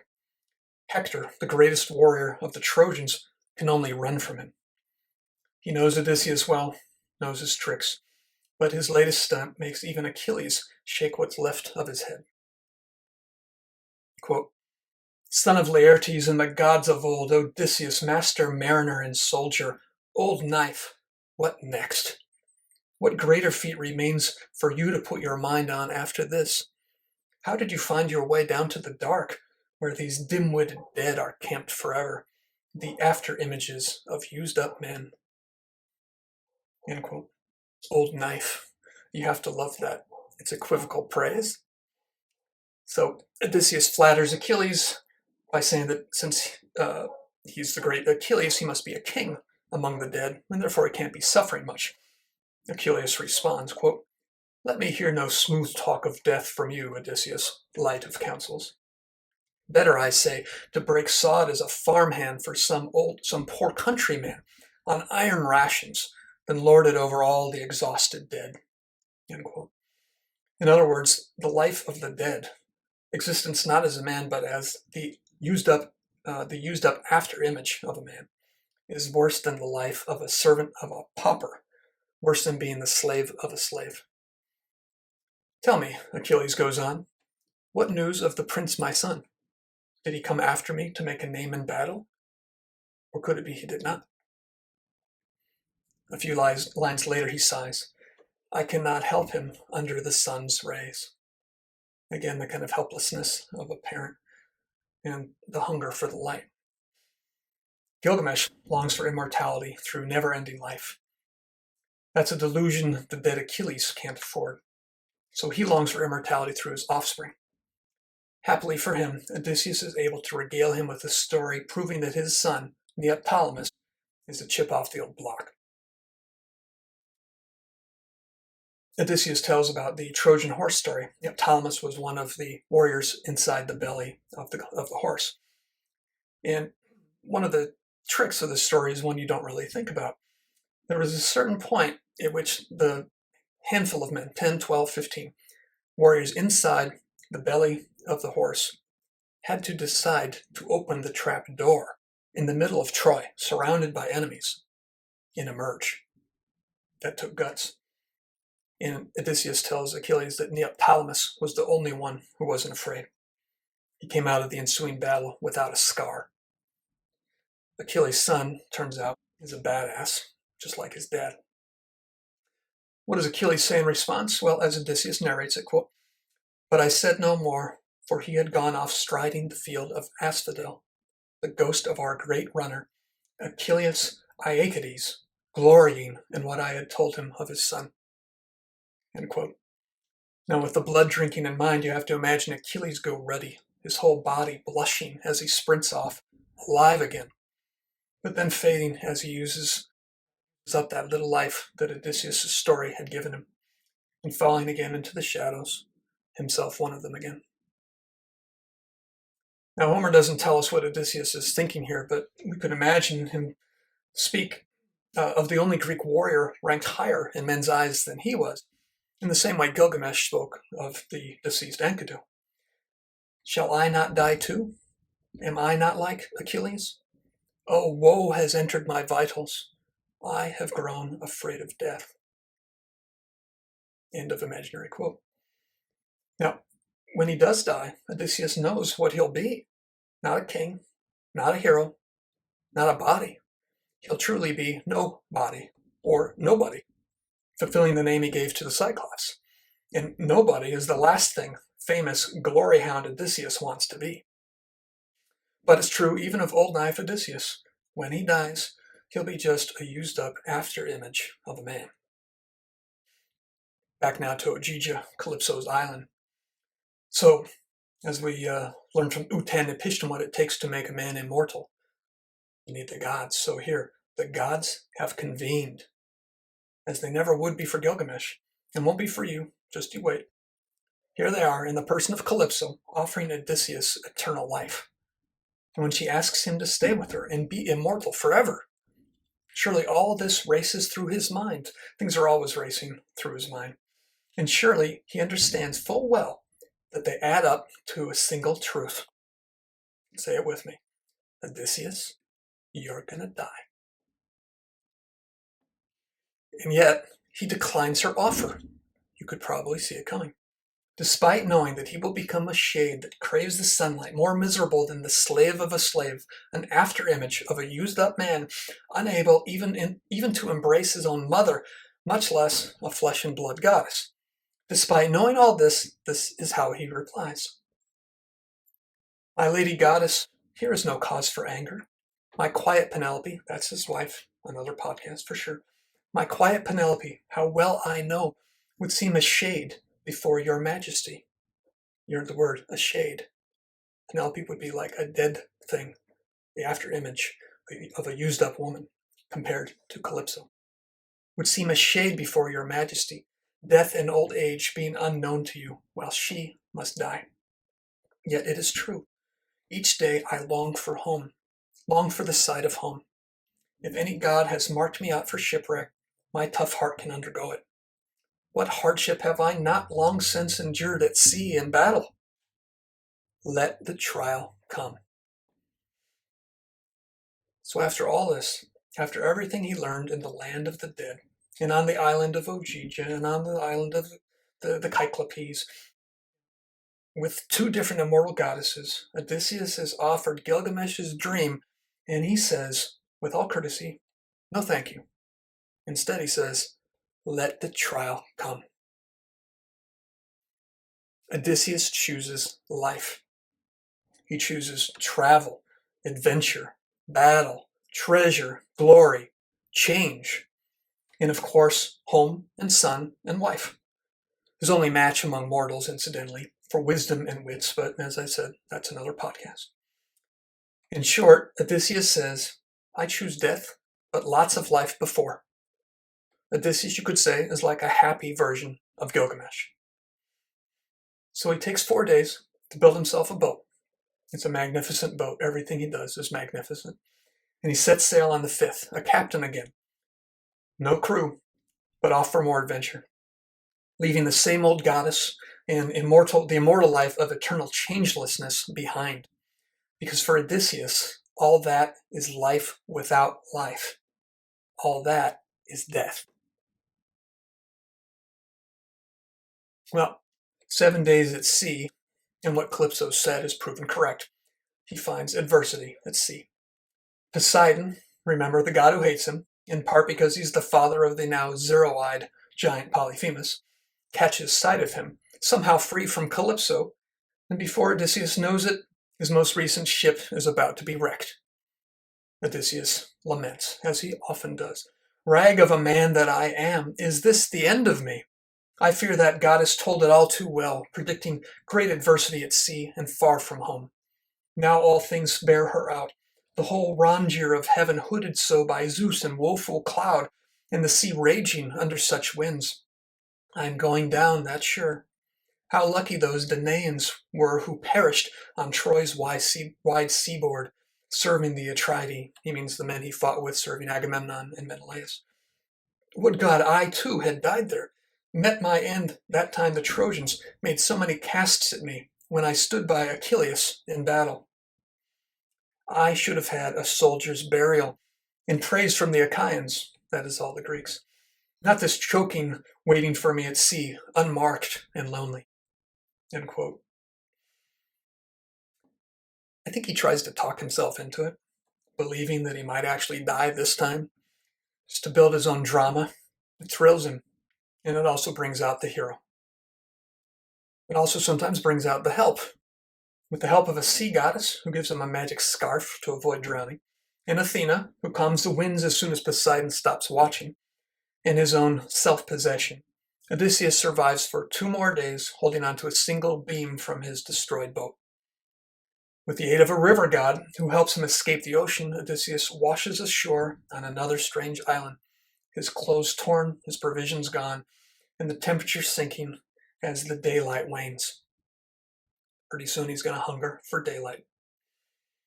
Well, out of the Scylla into the Charybdis, the great Odysseus, greatest hero of ancient Greece, conqueror of Troy, master of landways and seaways, is going to die not at the hands of a cyclops or a god, but exposure.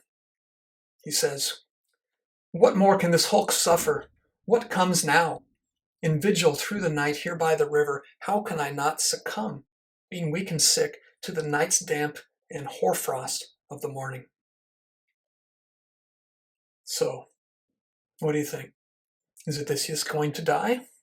Is he going to give up, stop striving, fail to find a way to survive? Nope, and nope, and nope. Odysseus gonna Odysseus.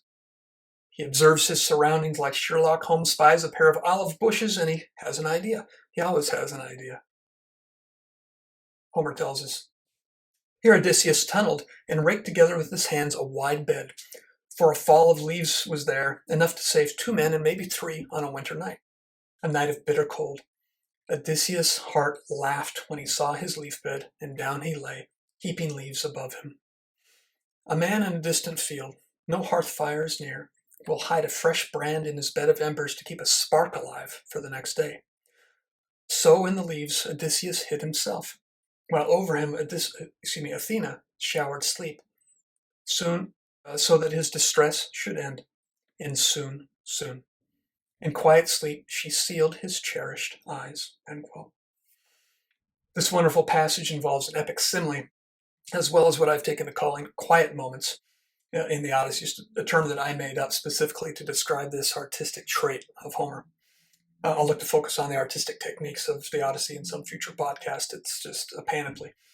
But in fact, the entire story of the Odyssey hits its apex in this brilliant epic simile. But again, another podcast. Right now, all I want to do is point out the dynamic that makes Odysseus Odysseus. Threatened with death once again, he uses his wits to find a way to kindle light, to kindle life, to stave off death for 1 more day. And in Fitzgerald's beautiful rendering, his heart laughs. Enough of you, Odysseus, old knife. We'll have plenty more to say about you in future podcasts.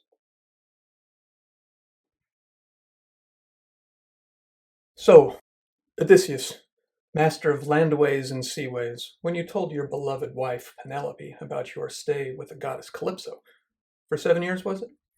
And with Circe, was that for 1 or 2 years? I forget. When you told your wife about these visits, and you neglected to tell her about how you slept with them both, not just once, but many times. When you left that part out, were you pursuing the true, the beautiful, and the good? Or were you, old knife, as Achilles calls you, just trying to deceive her? Ah, I can see you weighing your answer, your mind darting this way and that, as Homer tells us it does when you're up against a formidable foe, as you are now. But you can stop thinking of putting your sword to my throat, as you did to your dear friend Eurylochus, when he pointed out how many of your own shipmates you'd gotten killed. Because after all, even the great Odysseus cannot kill a man who is already dead, as you and I both are. That's the kind of question Plato's teacher Socrates, our next hero, might be asking Odysseus even now, for the 1000th time, if Socrates' vision of the afterlife is correct.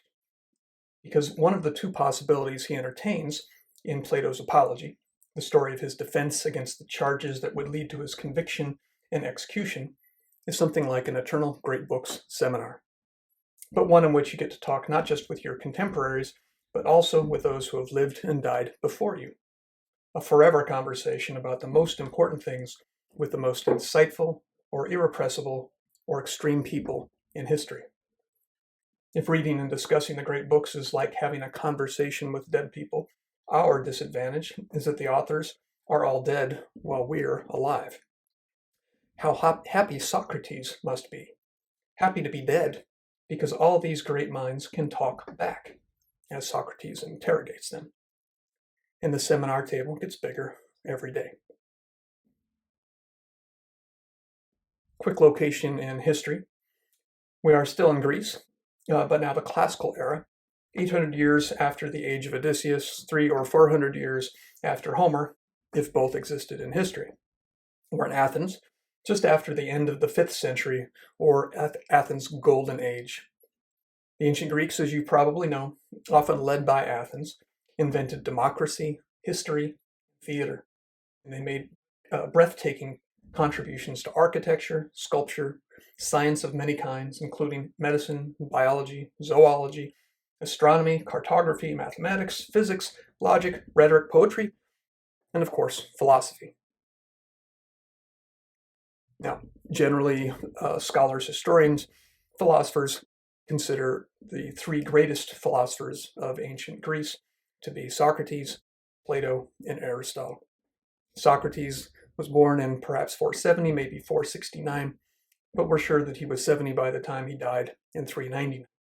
His student was Plato, was born in 428, maybe 427, died in 348, 347.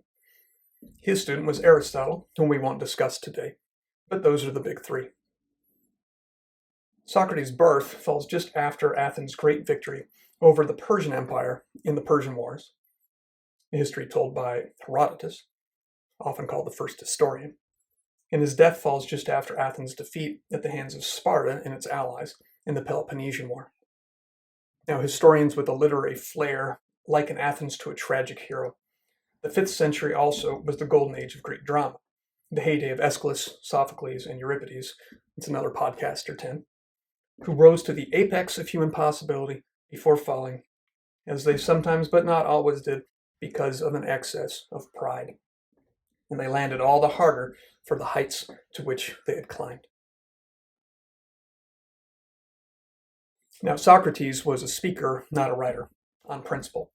He left the writing to his student Plato, who recorded or imagined his dialogues with other Athenians. Some are collaborative conversations with his students, others are battles of wits, which Socrates always won, as for example in the Apology.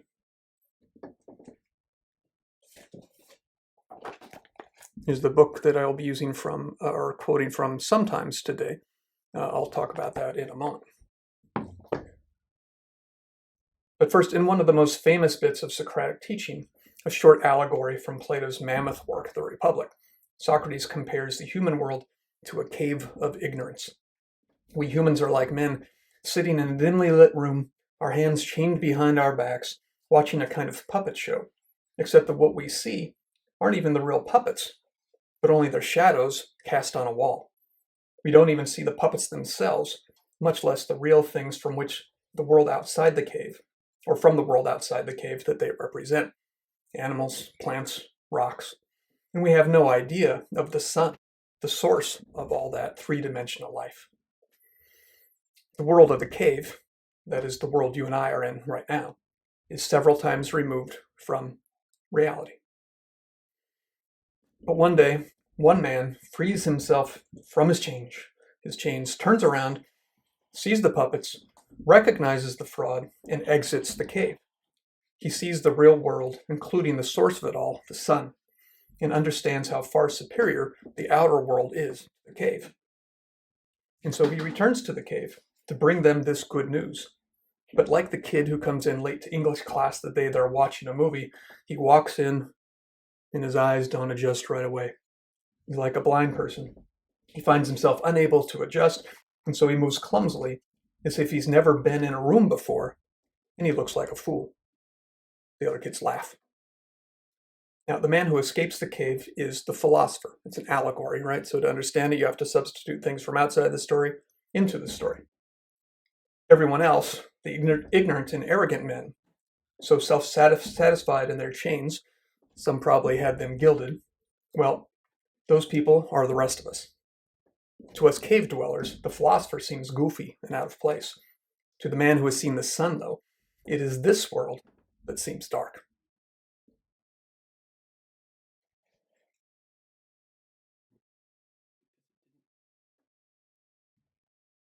Now, of course, many in ancient Athens could tell that Socrates was no fool. He had followers, especially among the young. In response to a question by one of his followers, the oracle at Delphi, this famous temple of Apollo the ancient Greeks would consult in real life history and sometimes get answers or prophecies, the oracle said, "No one is wiser than Socrates." During his trial, Socrates recalls this proclamation by the oracle, and he categorically denies it. Now, in a way, his denial is sincere.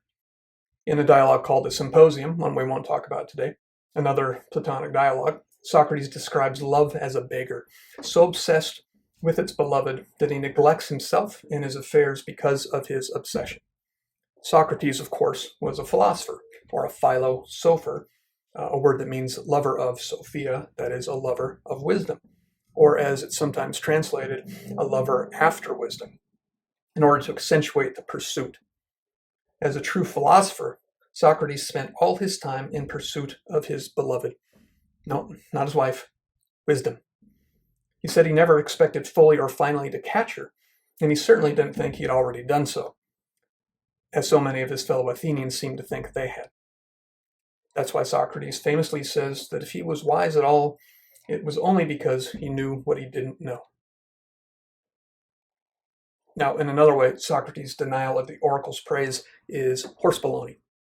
Socrates is obviously very wise. He spent his days thinking and debating ideas, that is, philosophizing, trying to reason his way up to the sun, and he's very good at it. We might say his reason is in sympathy with the sun, or as Plato would put it, participates in the sun, is in fact a bit of the sun. Through his reason, Socrates has some of its light. 1700 years later, Dante put Socrates in hell, the Christian hell, because he was born before Christ. And there's no light in Dante's hell, with one exception. Dante gives Socrates and other virtuous pre-Christians the unique honor of generating their own light by means of their own reason, which Dante understood as a spark of divinity. Dante asks Virgil, author of the great Roman epic, the Aeneid, awesome book, another podcast. He asks him, "O ornament of wisdom and of art, what souls are these whose merit lights their way even in hell?" That's the John Charty translation. I'll put the details underneath the podcast description. But, spoiler, even this dim light is too brilliant for die-hard cave dwellers. And as humans too often do when they encounter something they don't understand, they kill it. Socrates dies. Now, Socrates did love truth, but he also loved bullshit. For example, he is often ironic. His habit of pretending not to know what he's talking about so he can grill his interlocutor, the guy he's talking to, which gives him the advantage of asking all the questions and putting the guy on the hot spot. That stance is named after him. It's called Socratic irony. So, why does Socrates respond to the oracle's praise when he outs him as the wisest man in Athens by denying it? Why this very false humility? Simple. He wants to weaponize it. He claims not to be wise at all. And he says the oracle must have been making some sort of joke, since he obviously is well short of wise, and deduces that the oracle was being provocative in order to send him on a mission, to disprove its silly praise of him by finding the real wise guy of Athens. So he goes around Athens interrogating all the Athenians of high standing, the politicians, the craftsmen, the poets, to see which of them is the wisest. Now, of course, this is just what he had been doing all along anyway. He wanted to expose the ignorance of these proud men. Well, as you might imagine, by the time he's 70, he's antagonized so much of Athens that he finds himself on trial for corrupting the young and not believing in the gods of the city. And probably some other things as soon as his accusers can think them up. Mainly, they want him exiled or dead. So the Apology is the story of his trial. The title now is not a translation, but rather a transliteration from the ancient Greek. That is, you're not exchanging the words of one language for another, but rather the letters of one alphabet for another. The meaning of the word is not actually apology, as we think of it mostly. It's defense. You may have heard of, say, Christian apologetics, which is a defense of the faith. So the Apology is a defense, not really an apology. As every translation or introduction to the Apology ever produced rightly notes, there is nothing apologetic about what Socrates says. Now, we aren't focusing on his argument or his rhetoric so much today, but just to give you a little taste of this wise ass, consider how he begins his defense. Now, the prosecution goes first, and after listening to them, that is, to the guys who want him exiled or killed, Socrates says, "I do not know, men of Athens, how my accusers affected you. As for me, I was almost carried away in spite of myself, so persuasively did they speak." Pause. He's pretending that he found himself agreeing with the idiots who are trying to get him murdered. Rewind. He says, "I was almost carried away in spite of myself, so persuasively did they speak, and yet hardly anything of what they said is true. Of the many lies they told." And then he's off to the races, in what turns out to be more an attack than a defense. That's who we're dealing with. You can see why people might want to kill him. So the translation I just read from is the Grub. It is the GMA Grub by Hackett Publishing. Awesome book. Buy it, read it. But to respect fair use laws, copyright laws, I'm going to use primarily a translation by Benjamin Jowett from the 1890s. Why? Because that is in public domain. I can use as much as I want. Okay, so I'll put the information for both in the details, but the default will be Jowett. If I use Grub, I'll mention it, so the previous quotation I gave you was from Grub. And he has some really nice renderings, so I will dip into the Grub from time to time. Okay? Now, today's topic, we recall, is death. As you can guess, Socrates has lots of opinions about it, and none of them sound like Gilgamesh or Odysseus. It's as if he was told as an infant by some oracle, or maybe just the daimon, this voice in his head that warns him against wrong behavior. "Socrates, sooner or later, you're going to die." And the young Socrates' response was, "Well then, I should practice." And so he did. In the Phaedo, the dialogue in which Socrates philosophizes about what happens when we die, he comes to the conclusion that the soul is immortal and lives on. And then, spoiler, he actually dies as we watch. He says, "People do not realize that the one aim of those who practice philosophy in the proper manner is to practice for dying and death." End quote. And thus that philosophers, quote, "live in a state as close to death as possible," end quote. And True philosophers are therefore nearly dead. Which is one reason that if you were to stand Socrates next to the semi-divine Gilgamesh or the very vital Odysseus, he would appear a shade. Except maybe in hell itself, if Dante is right, because there Socrates would glow a little bit, and then Gilgamesh and Odysseus would want to hang out with him. Now, it seems an odd way of going about one's life, practicing to be dead, and it seems to make philosophy into a kind of death cult. So what could Socrates mean when he says all that? Well, let's go back to the Apology. Following his half-sincere pose of humility, Socrates says that it is unwise to fear death, because you shouldn't presume to know what you don't know, and none of us has died yet, not counting Gilgamesh and Odysseus who have visited. He says, "For the fear of death is indeed the pretense of wisdom, and not real wisdom, being a pretense of knowing the unknown. And no one knows whether death, which men in their fear apprehend to be the greatest evil, may not be the greatest good. Is not this ignorance of a disgraceful sort, the ignorance which is the conceit that the man knows what he does not know? And in this respect only I believe myself to differ from men in general, and may perhaps claim to be wiser than they are. That whereas I know but little of the world below, I do not suppose that I know." End quote. Well, a philosopher is never so humble, or too humble, to try to figure things out. And so he does. Unlike our previous two heroes, though, who descend from the gods, Socrates never actually travels to the underworld, not literally. Rather, he travels there in the only way he ever traveled anywhere, because, as you may know, he never actually left Athens. Born, raised, executed. That is to say, he traveled to the land of the dead by philosophical reflection. He reasoned his way there. Now, he had two conceptions of it. It's either the best sleep you've ever had, or it's an eternal great book seminar in which he gets to interview, that is, interrogate, not just the living targets in Athens, but the famous ones from the past. Socrates interviewing Odysseus. Think of it. One of the most charming conceits in all of Western literature in my book, which is why I started this segment of the podcast with my imaginary version of it. It could be the greatest matchup of heavyweights that never actually stepped into the ring together, unless they're doing it now. Here's how Socrates describes it. "Let us reason in another way, and we shall see that there is great reason to hope that death is a good, for one of two things. Either death is a state of nothingness and utter unconsciousness, or, as men say, there is a change and migration of the soul from this world to another. Now, if you suppose that there is no consciousness, but a sleep like the sleep of him who is undisturbed even by dreams, death will be an unspeakable gain." End quote. Now, who doesn't love a good sleep? He goes on. "Now, if death be of such a nature, I say that to die is gain, for eternity is then only a single night. But if death is the journey to another place, and there, as men say, all the dead abide, what good, O my friends and judges, can be greater than that?" End quote. And he's right.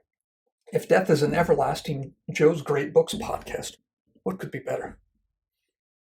Socrates imagines all the guests that he and I would host. Quote, "What would not a man give if he might converse with Orpheus and Hesiod and Homer? Nay, if this be true, let me die again and again. What would a man not give, O judges, to be able to examine the leader of the great Trojan expedition, Agamemnon, or Odysseus, or Sisyphus, or numberless others, men and women too? What infinite delight would there be in conversing with them and asking them questions?" End quote.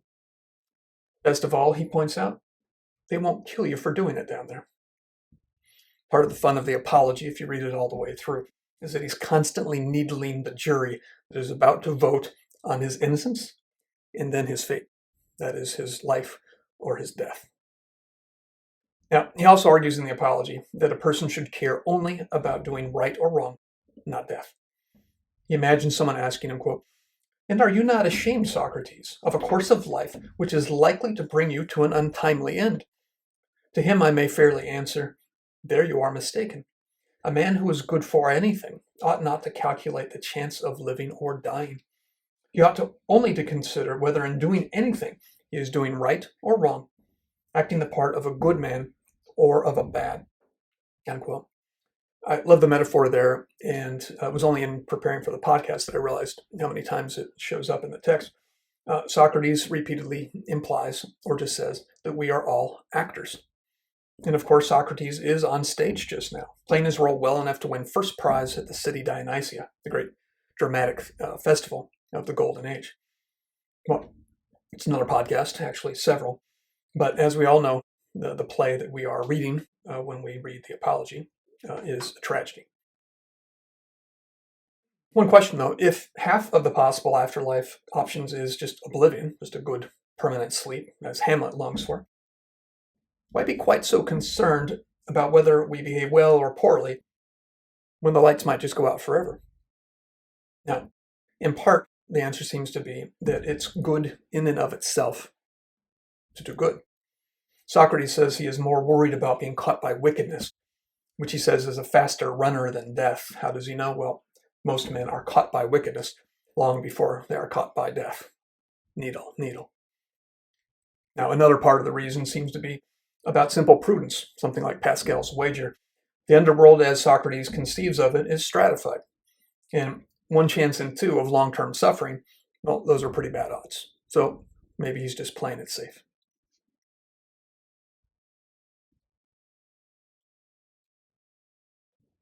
Now, in the Phaedo, Socrates seems different.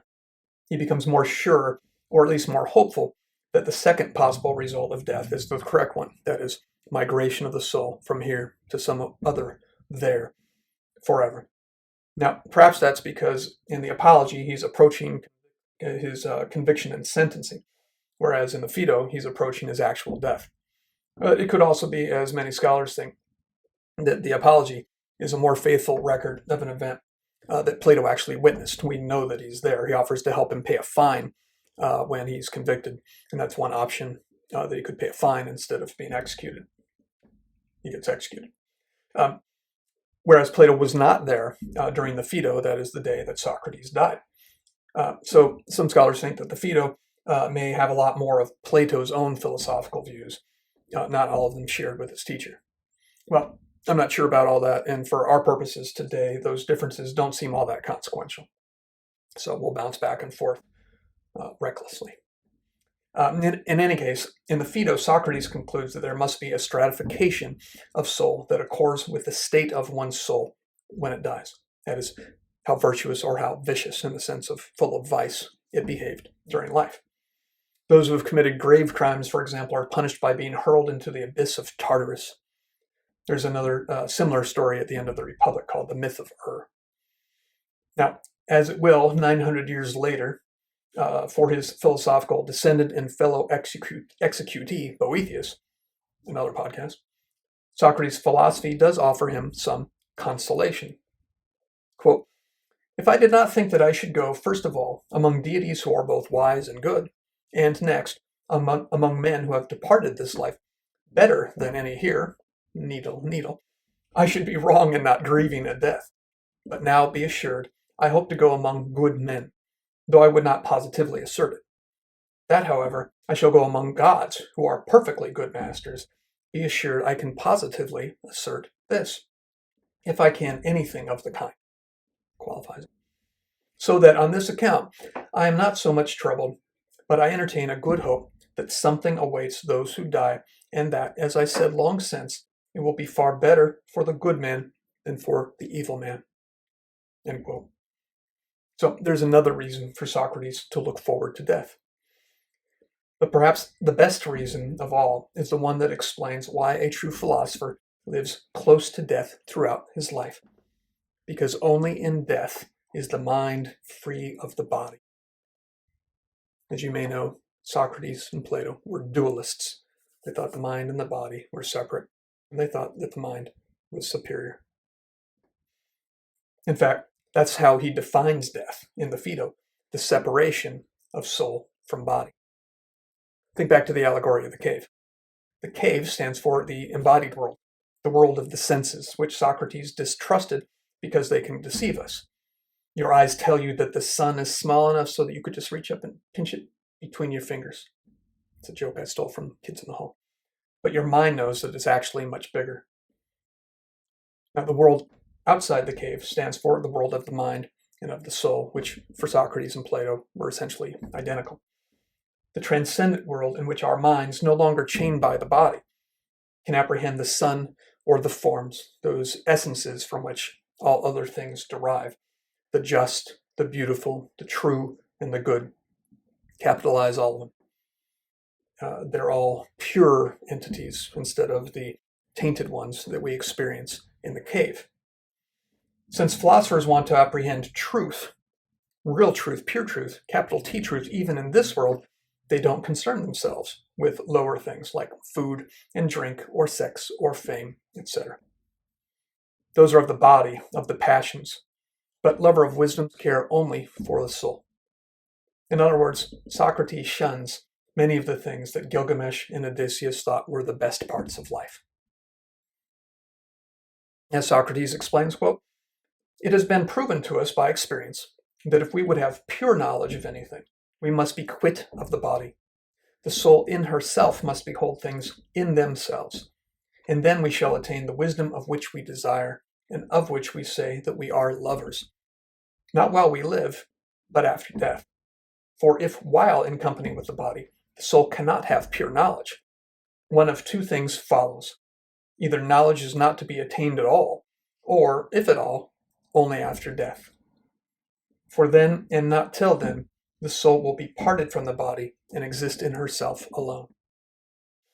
And thus, having got rid of the foolishness of the body, we shall be pure and hold converse with the pure, and know of ourselves the clear light everywhere, which is no other than the light of truth. And thus, when I have come to the end of my journey, I shall attain that which has been the pursuit of my life, and therefore I go on my way rejoicing." End of quote. That passage reminds me of the passage in the Odyssey when Odysseus sees the shelter, the olive bushes, the leaves that will save his life till morning, and his heart laughs. So Socrates' conclusion, quote, "It would be ridiculous to train himself," talking about a philosopher, "to train himself in life to live in a state as close to death as possible, and then to resent it when it comes." He goes on, "So you have sufficient indication that any man of whom you see resenting death was not a lover of wisdom, but a lover of the body, and also a lover of wealth or of honors, either or both. And thus, a man who has truly spent his life in philosophy is probably right to be of good cheer in the face of death." Those last two translations were from the group. So life is merely a rehearsal for death, an apprenticeship for being dead. As Shakespeare's character Jaques in As You Like It says, "All the world's a stage, and all the men and women merely players." It's from Act 2, Scene 7. Well, we all have our exits and our entrances, especially our exits, and Socrates is approaching his. Now, as we approach the end of the dialogue, and therefore the end of Socrates, in a remarkable moment of humility, we find Socrates saying that his happy idea of the afterlife is only a belief. He admits he can't be sure about it. He goes on to insist, though, that it is a belief worth risking.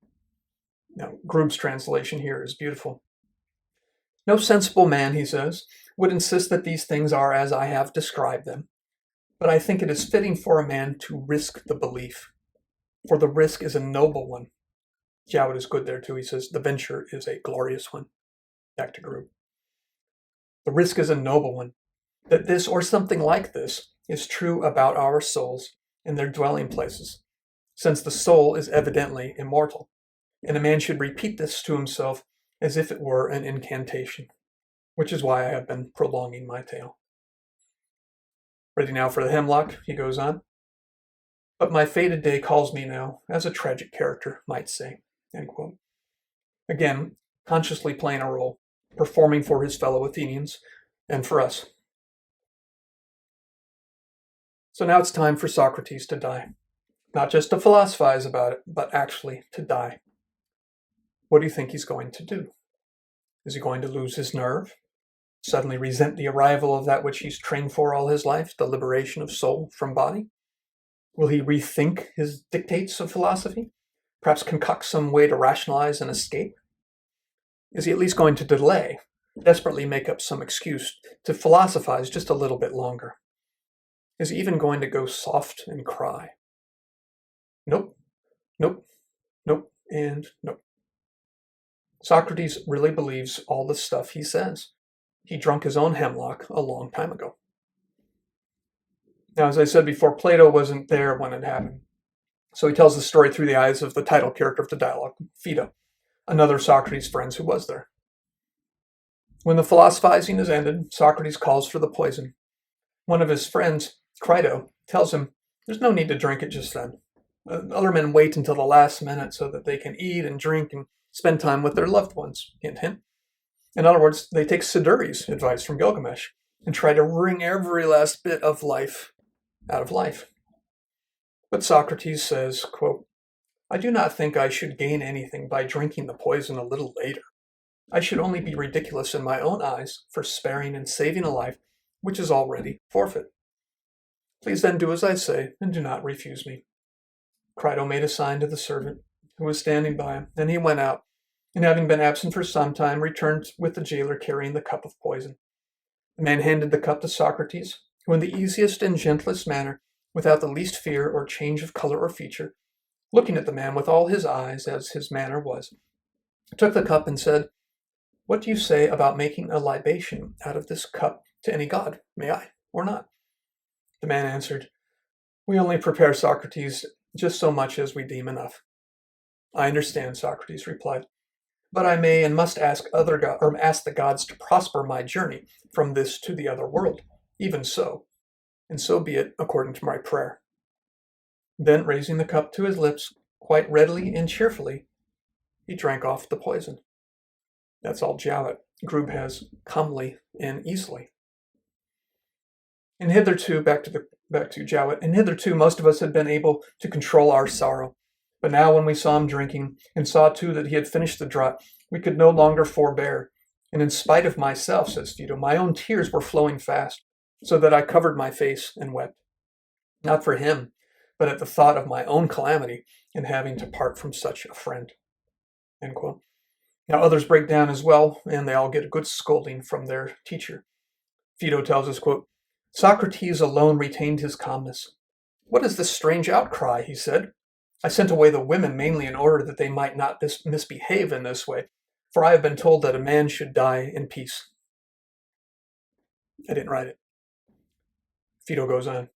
When we heard his words, and we were ashamed and restrained our tears, and he walked about until, as he said, his legs began to fail, and then he lay on his back, and the man who gave him the poison now and then looked at his feet and legs, and after a while he pressed his foot hard and asked him if he could feel it, and he said no, and then his leg, and so upwards and upwards, and showed us that he was cold and stiff. And Socrates felt him himself and said, when the poison reaches the heart, that will be the end. He dies a moment later. So, when it is time for Socrates to die, he takes the cup and drinks it down like Kool-Aid, drinks from it as if it were the ordinariest thing in the world. And of course it is. He does not become emotional, does not experience a moment of panic, does not even seem anxious or any different at all than he ever was. It's all perfectly natural.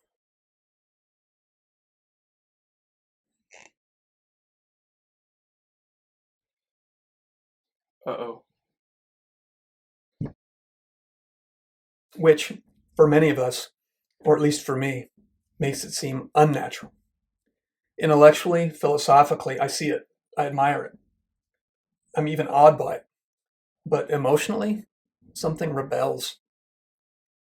I think of the Dylan Thomas poem, Do Not Go Gentle Into That Good Night. A wonderful villanelle. Hunt it out, buy it, read it. Thomas says, just the first 3 lines, Do not go gentle into that good night. Old age should burn and rave at the close of day. Rage, rage against the dying of the light. Gilgamesh raves and rages against the dying of the light. Something seems right about that. Socrates goes calmly and easily, cheerfully. They say Thomas was writing about his father here who had fallen sick. No, I say he was thinking about Socrates.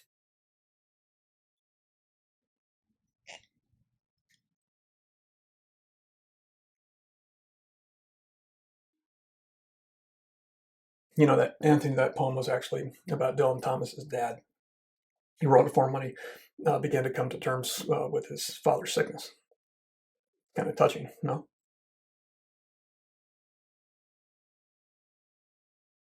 You know, it'd be kind of dramatic if I died right after this podcast, wouldn't it? I mean, it'd be sad for you and your sibs and mom, you know, and all my fans, but it'd be dramatic, wouldn't it, Butch? Anthony, are you listening? Yeah, what's up? You're right there. How could you not be listening? You said something? What was it? Yeah, I was saying, wouldn't it be sad? I mean, dramatic, you know, artistically or whatever, if after doing this podcast about death, I myself died. What do you think about that? If I died? I don't know. I mean, are you insured?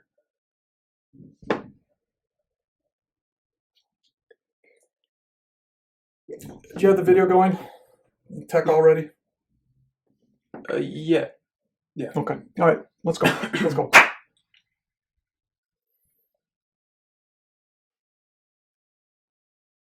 Picture a skinny, wretched man, almost naked, the very definition of what Shakespeare's great king, King Lear, called unaccommodated man.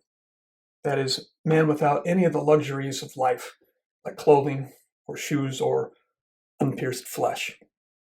Because this man is bleeding as he struggles, barefoot, to drag a tree up a hillside. He's practically dead already. The hill has a name, Golgotha, or the place of the skull. Picture the man climbing up the skull of Hamlet's dead fool, York. Of course, this man, our fourth and last hero, is Jesus Christ. Could be that Jesus only truly saw his cross for the first time when he collapsed upon it at the top of Golgotha. We can imagine him pressed to the wood and the cross speaking to him, saying, "Master, you're going to die, but I'll stay with you while it happens." Of course, that's not actually recorded in any of the four Gospels, but I'm sure it happened. Something like that does happen in an awesome medieval short poem called The Dream of the Rood, rood being another word for cross. I really love it. The cross itself is sentient, and it tells the story of the crucifixion from its perspective, from the time it was chopped down in the forest, made into a cross, to the ascent of Golgotha, told to a poet in a dream. So I'll look for a way to work that story into a podcast very soon. So, history. I'm hardly going to attempt a thorough historical introduction to Christianity, the era, or the place, but we can at least locate ourselves a little bit. Now, we currently live in the year 2021 AD. That is Anno Domini, which means in the year of our Lord, Jesus being that Lord. So Jesus must have been born in the year 0, right?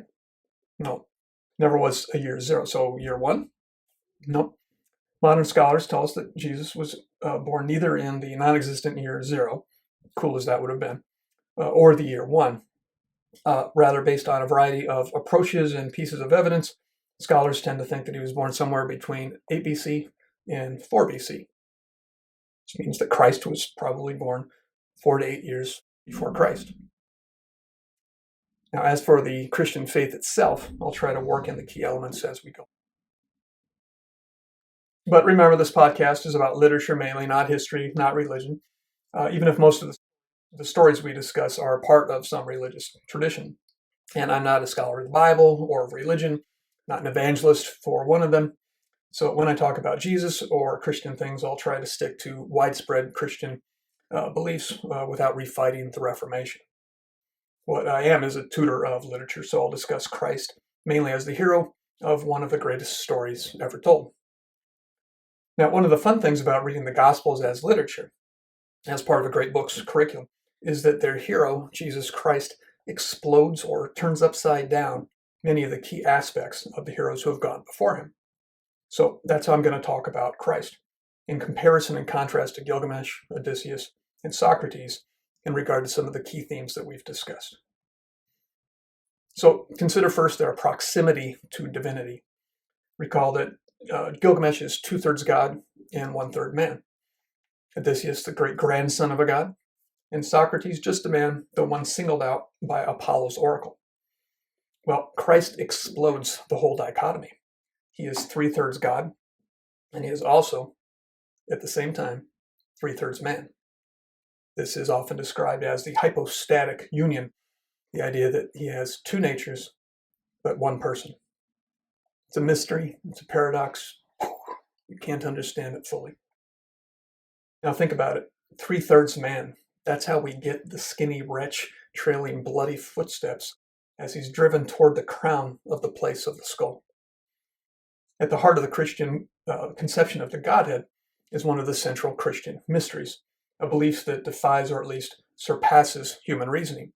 The Trinity, Father, Son, Holy Spirit, as Catholics and some other Christians do, a mystery that gives a kind of polytheistic flavor to the otherwise monotheistic Christian deity. Now, a distinct but closely related mystery is the incarnation. Carne, you probably, if you know Spanish, you know that means meat, right? So it's like, or flesh, so it's like the infleshification of Christ. The way in which God, the Son of God, the Spirit, took human form, human flesh. Now, why did he do that? Well, it's all about justice. Humanity had rebelled against God when the first two human beings, Adam and Eve, broke the one rule God set for them, and they ate from the tree of the knowledge of good and evil, told in the book of Genesis.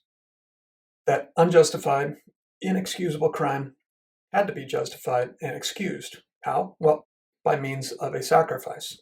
Someone had to answer as a penalty, accept the penalty for that crime. Had to become a scapegoat who would take on the burden of that guilt. So the Son of God volunteers to become the sacrificial vessel, the Lamb of God.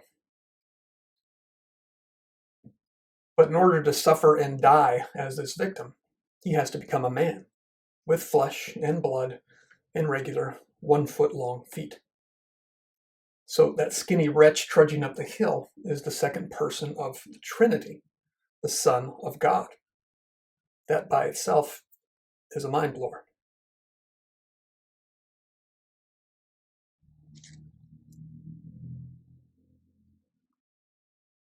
We also talked about the other three heroes in relation to human society. Gilgamesh is a selfish king who initially rules his city-state as a tyrant. Odysseus is a selfish king who loves his kingdom, but mostly as a possession, as he loves the servants who serve him loyally. But he'll slit the throat of any one of them who betrays him, and several do. Read the end of the Odyssey. Now, Socrates, he's no king, he's no tyrant. He's the gadfly of Athens. He described himself as this fly stinging the rump of this sluggish horse, which is, well, the rest of us. He's like the fool in one of Shakespeare's plays, a kind of alien who is somehow at the center of the kingdom in a way nobody quite understands, and that annoys many of the hierarchy. Now, Socrates loves Athens enough to enjoin its citizens to be their best selves, but he often does it with more sting than with love, and when they condemn him, he responds with ridicule and a prophecy that they'll get their just deserts, as of course they do. So he is in his own way a kind of old knife, just as Odysseus was. And of course, they kill him for it. Now, Christ in his own way is as much a fool in this world as Socrates was in Athens. And Christ can be stinging in his reproaches too. He's about justice as much as mercy. We tend to emphasize the merciful aspect nowadays. But the King of the Jews has the little piece of paper nailed above his head on the cross, that is the superscription up here, mockingly titles him. He loves the inhabitants of his earthly kingdom enough to surrender himself for them. He even goes so far as to forgive the fools who kill him, even as they murder him. Forgive them, he says, they know not what they do.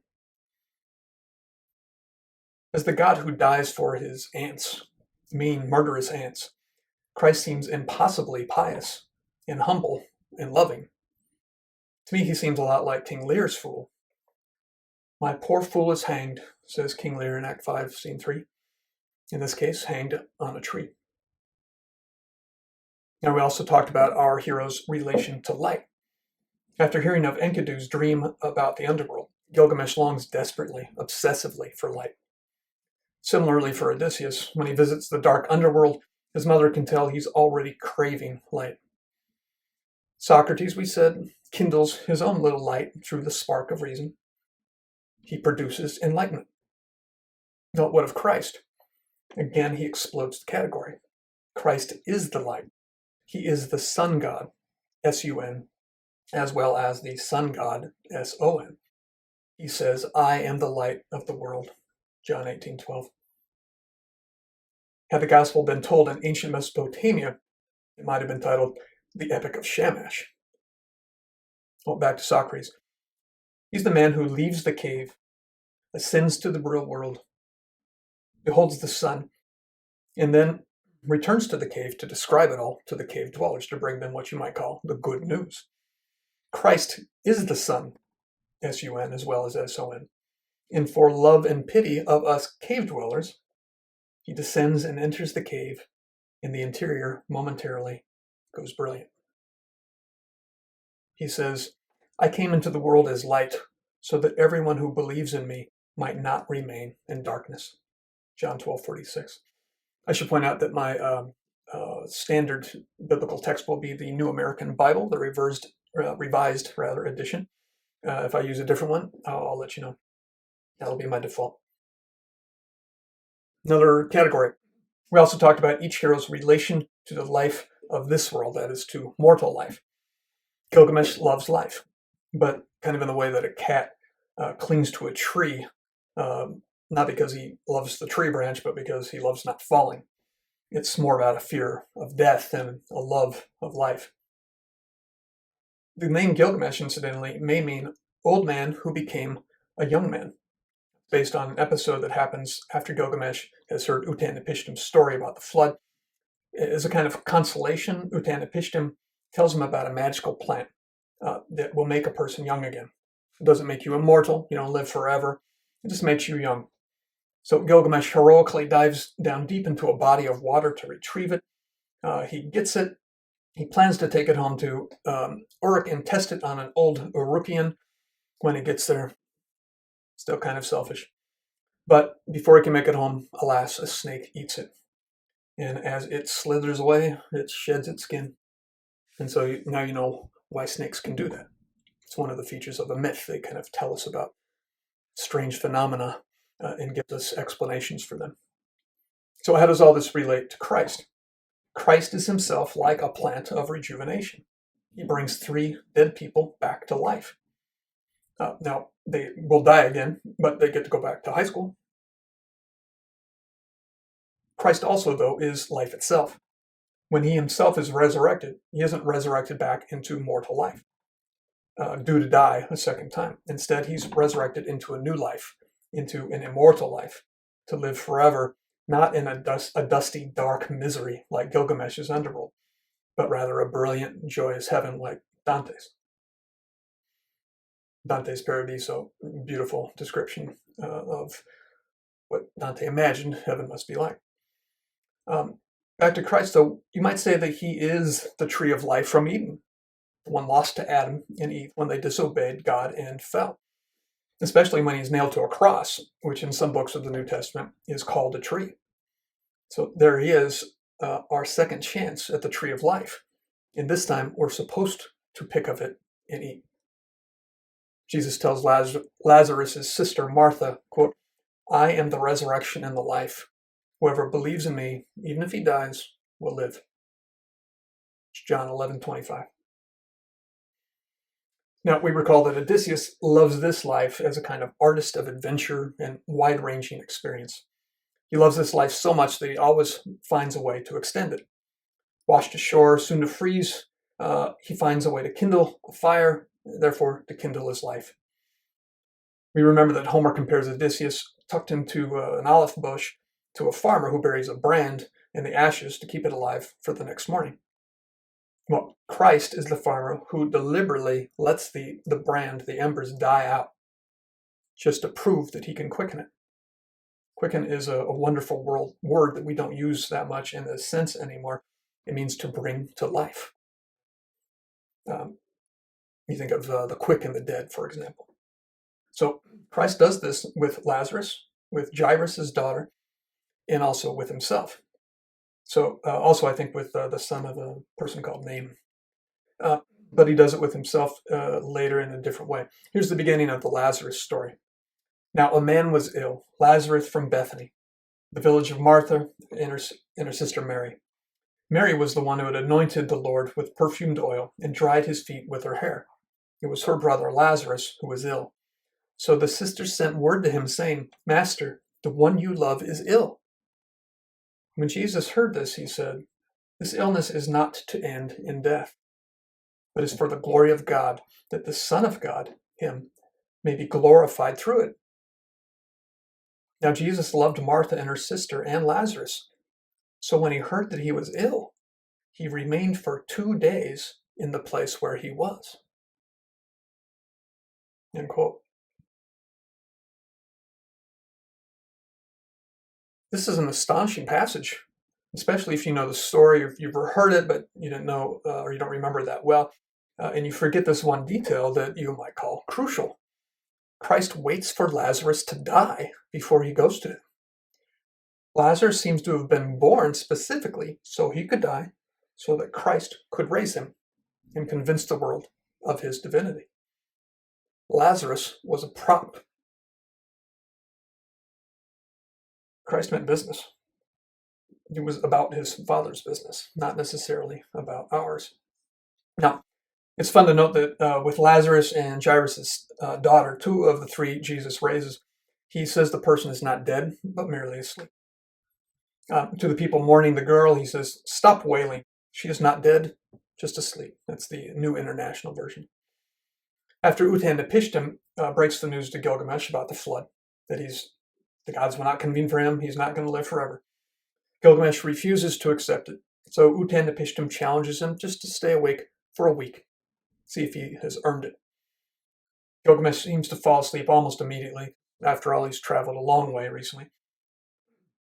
But it brings to mind what Gilgamesh says to the dead Enkidu. Quote, "What now is this sleep that has seized you? Come back to me." Of course, Enkidu is no Lazarus, because Gilgamesh was no Jesus. What about Socrates in this mortal life? We recall he didn't think much of it. We might say that he thought nothing of it. He loves higher things than life or adventure, and he even looks forward to death because that's when the body and the soul will separate. The body, which is like the chains that keep the cave dwellers shackled forever in their ignorant cave. So Socrates seemed to have a kind of principled contempt for this mortal life. Well, what about Jesus? Does he love this life? He does speak often with affection about his friends, at least in the Gospel of John. And he shows sympathy, great compassion for everybody, especially the sick. But he clearly doesn't place as much value on this life as our first 2 heroes did. For example, he has no qualms using Lazarus, his bosom buddy, just to make a point. Like Socrates, he loves higher things. And he seems to have known for a long time that he must give up his life prematurely. And he does, willingly, but not easily. This life is still precious to him. In other words, this life is a worthy sacrifice to be given up for the next, and to balance the scales of justice. All right, let's finally look our main theme in the eye across the 4 heroes, their relation to death, not to life, to death.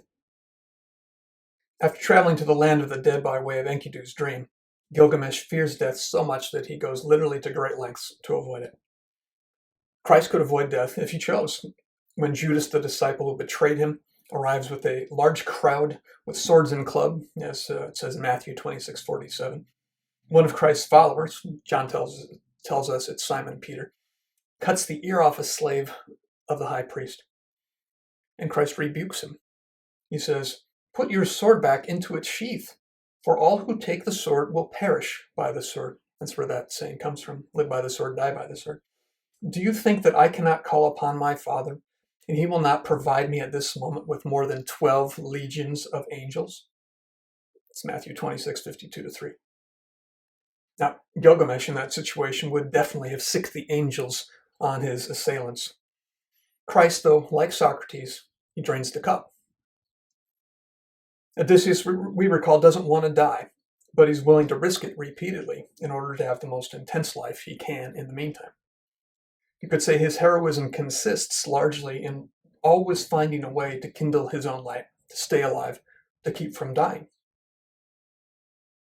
Now, Christ's whole purpose is to die, is to be the light that goes out. Now, I suppose you could say that makes him a prop, like Lazarus. The second part of the plan, of course, is to rekindle the light in the life after it goes out. Christ is the brand that goes out, dies, but then burns again. Now, we don't get to see Odysseus die. That would be a fascinating thing. I wonder how he behaved in the moment when he finally couldn't outwit death. Given how much he wails when he just thinks he might die, though, maybe it's better for his legacy that we don't actually watch him go down. Now, Socrates, we said, travels to the world of the dead by means of philosophy without actually dying. And he spent his days practicing for death, trying to separate his mind or his soul ever more from the body. In fact, Socrates hung out with the walking dead. He called them philosophers. Christ, too, hung out with the walking dead of his day. He called them lepers, or prostitutes, or tax collectors, or sinners, or all people. Because as Christianity has it, we were all due to die and be damned because of Adam and Eve's sin, until Christ sacrificed himself to balance out the scales of justice that had been tilted in Genesis. So in that sense, all humanity was the walking dead before Jesus. Now, death started to rush towards Socrates in its real form, only after he was tried and convicted. Christ began his life already convicted. His whole life was like the period Socrates spent in prison, waiting for the end of an inane Greek festival before he could be executed. Socrates did make good use of his time. He philosophized with his friends. Christ made good use of his time too, preaching, healing bystanders, and forgiving his executors. We recall that Socrates looked on death as an improvement. His soul would finally be free of its encumbrance. And he walks that talk. Probably that's the noblest thing about Socrates. Unlike Gilgamesh and Odysseus, he faces it with an absolute lack of fear. So, Christ must die. What's he going to do about it? Is he going to show fear? Is he going to show weakness in the face of death? Is he going to lose his nerve and beg his Father to let him off the hook? Well, actually, it depends on the gospel you're reading. For John, the answer is nope and nope and nope. But for Matthew and Mark, the answer is yup and yup and yup. Now, this difference reminds us of another fascinating thing about Christ's story. This is not just one.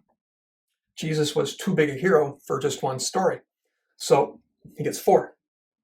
Or rather, one story told by four authors. Now, I love the fact that whoever set the canon didn't try to hide the different versions of his life, didn't try to conflate them into a single text so as to hide the discrepancies for fear that people would think it was untrue. It's an awesome, truly pious move in my mind. Interesting contrast with the alternative strategy that the Genesis redactors took. Genesis, as you might know, is thought to have more than one thread, and it was woven together into a beautiful whole. So I like both ways of doing business. And maybe I'll do a podcast about Genesis. Fascinating. Now, back to the Gospels. There are discrepancies, and not minor ones, among Matthew, Mark, Luke, and John. For example, John's Jesus is emotionally invincible. He's never afraid. He's always in charge, even when he's being crucified. Like he's directing them where to put the nail. No, a little to the left, please. Now, that's not true of Matthew's, Mark's, or Luke's Christ's. Consider Christ's expression of fear in the Garden of Gethsemane in Mark 14. Then they came to a place named Gethsemane, and he said to his disciples, "Sit here while I pray." He took with him Peter, James, and John, and began to be troubled and distressed. Then he said to them, "My soul is sorrowful, even to death. Remain here and keep watch." He advanced a little and fell to the ground and prayed that if it were possible, the hour might pass him by. He said, "Abba, Father, all things are possible with you.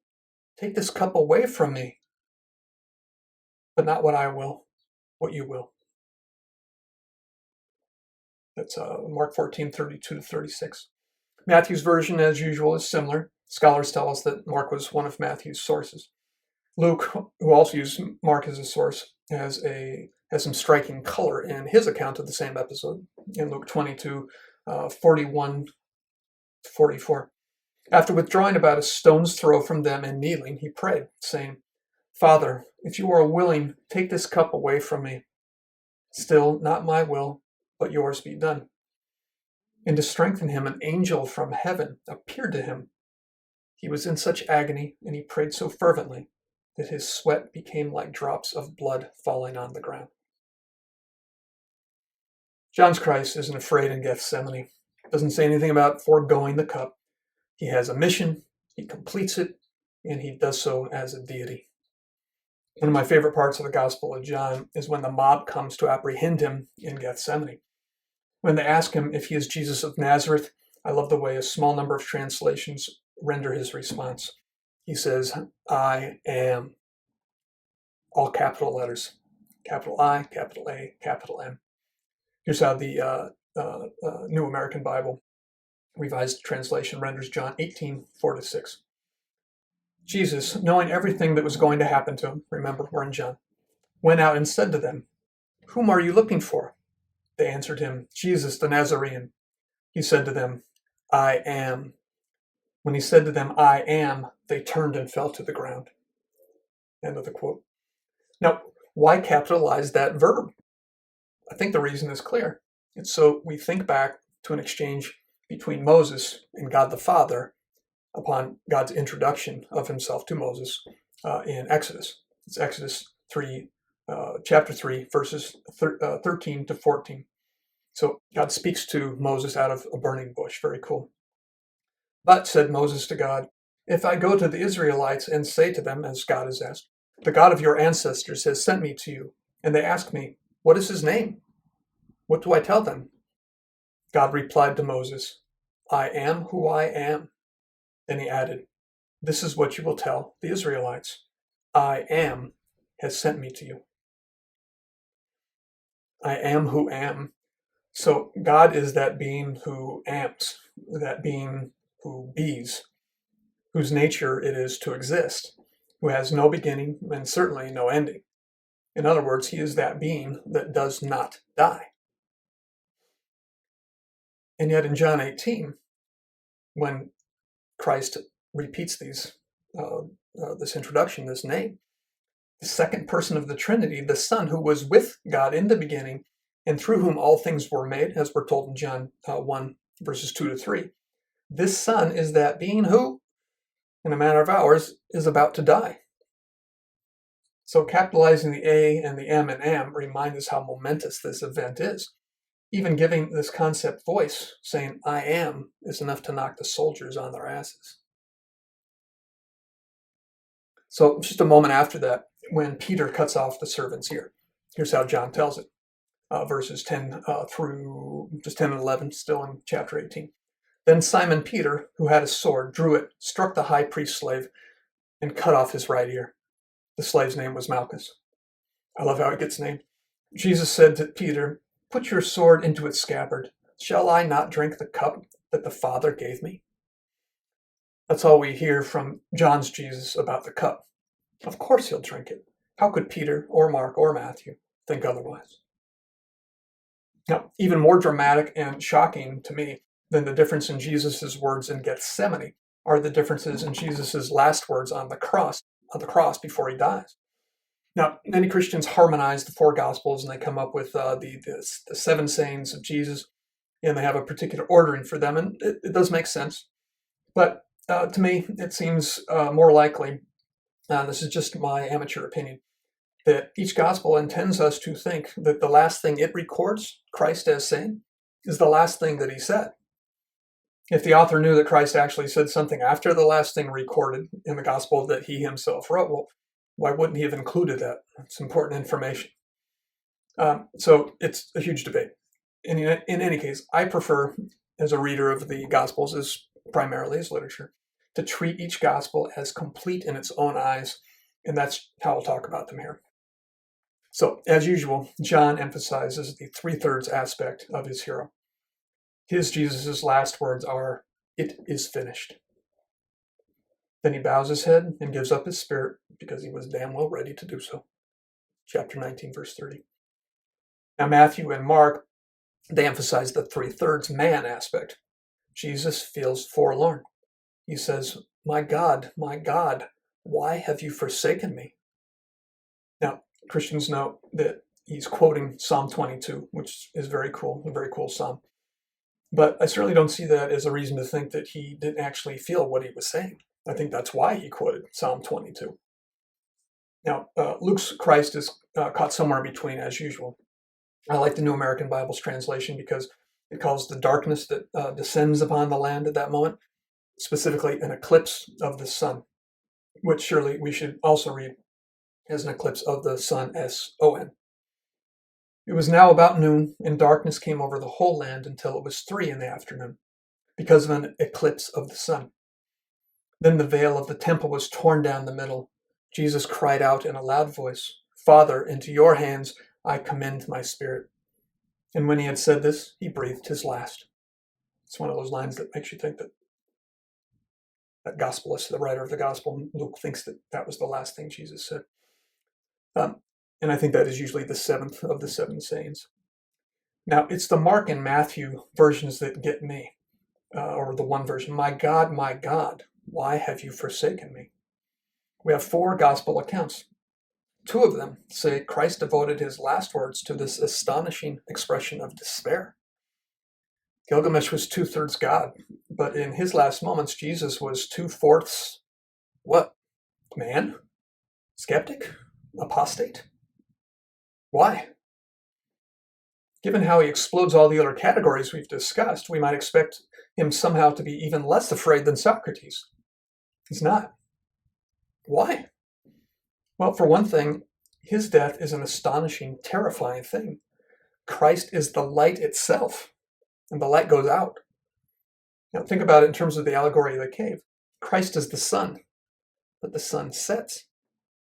It descends into the cave, and though it blazes up brilliantly, momentarily, illuminating everything, he is as out of place there as a philosopher in the town square, and the cave dwellers resent him even more than they resented Socrates. And as we said, we know what cave dwellers do to something they don't understand. In this case, they grab hold of the sun and they nail it to a tree until it goes out. Now remember, I should pause just to remind you, I'm reading the gospel, and the way I read all books that I'll discuss as a story to be interpreted on their own grounds, according mainly to what seems to me it's internal logic. So if I say things that sound like, well, blasphemy, remember, I'm not a preacher.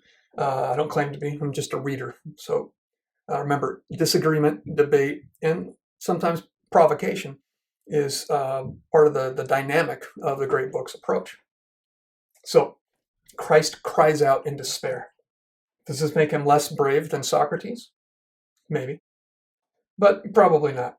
As we said, Socrates has reasoned it all out, and he's drunk his own hemlock. He believes his syllogism that he isn't really going to die. He'll just be relocated and weigh less. But a man is brave when he is afraid and yet overcomes his fears, which might mean that John's Jesus isn't really brave either. But it would mean that Matthew's and Mark's Jesus is brave. In Gethsemane, he asks God to spare him. But as you heard, he quickly adds, "Your will, not mine." This Christ goes through what many Christians and Jews and other monotheists go through. They cry out to God, and he doesn't answer. Christ probably felt as desolate as Mother Teresa did. Christ seems to die alone, even to think that God has abandoned him. Some theologian, again, I'm sorry, I forgot who, email me and let me know if you know who I'm thinking of, said Christianity is the only faith in which, at the climactic moment of the founding story, the God himself is an atheist. The Son of God doubts the existence of the Father God. Now, that's cool and also scary. We might say Matthew's and Mark's Jesus does not go gently into that good night. Even though he had been expecting it all his life, he rages against the dying of the light that he is. Like Dylan Thomas, when death comes, he cries out to his Father. Ask again, why? Well, here's the answer as I see it, and I know others have seen it this way too. For his death to do its good, to balance the scales of justice. It has to be a real sacrifice. Christ has to die like a man, not like a God. It can't be fake for him. The Son of God, God, became man specifically in order to die, so he has to die as a man dies. Not just look like a man or suffer the pain, torture, and death like a man, but to be terrified like a man, even to fear that he'll die and that will be it. Lights go off, never come back on, just as men fear. So when we look at the crucifix, we might think of what another theologian, again, I don't remember who it is, French guy, says of the crucifixion. Christ became man, died not to free us from suffering, but to imbue it with his presence. Paraphrase. In other words, Jesus tells us, you're going to die, but I'll stay with you while it happens. So he does his hero's duty, and he does drain the cup, just like Socrates before him. And when he dies, he finally gets to go to the underworld. Now, an interesting detail that not everyone knows is that according to a tradition based on a rather slight passage in the first epistle of Peter, Christ doesn't just visit the underworld. He visits and then he slays death. He walks into prison, takes over the prison, and then breaks out whatever prisoner he wants.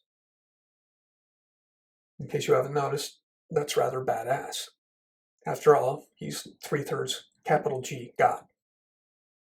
I like to think he broke out Socrates also, and Old Knife Odysseus, and maybe even Gilgamesh. What the hell? All the great old heroes. Let's finish finally with a brief discussion of each hero's relation to storytelling.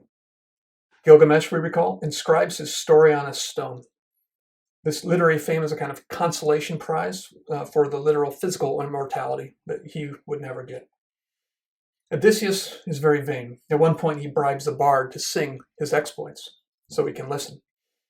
And shortly thereafter, Homer hands him the microphone, and Odysseus takes over the narrative for almost 4 full books. There are only 24 in the epic. He gets a 6th of them to himself. And really, there's zero drop-off in the storytelling skill.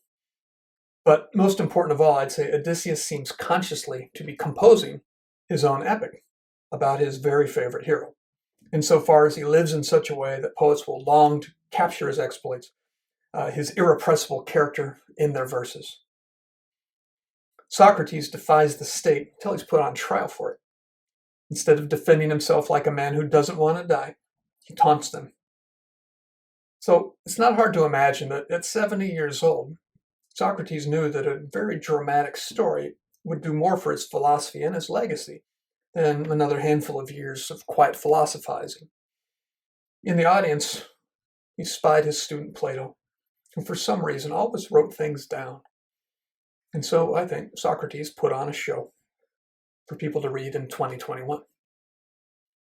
Now, Christ tells parables. He's a storyteller himself, but the most charming thing for me about him and his stories is that at the very, very end of John, chapter 21, verse 25, the very last one, it reads, Jesus did many other things as well. If every one of them were written down, I suppose that even the whole world would not have room for the books that would be written.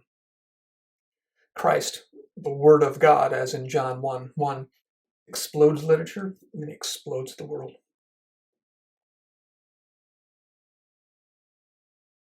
Let's bring it on home.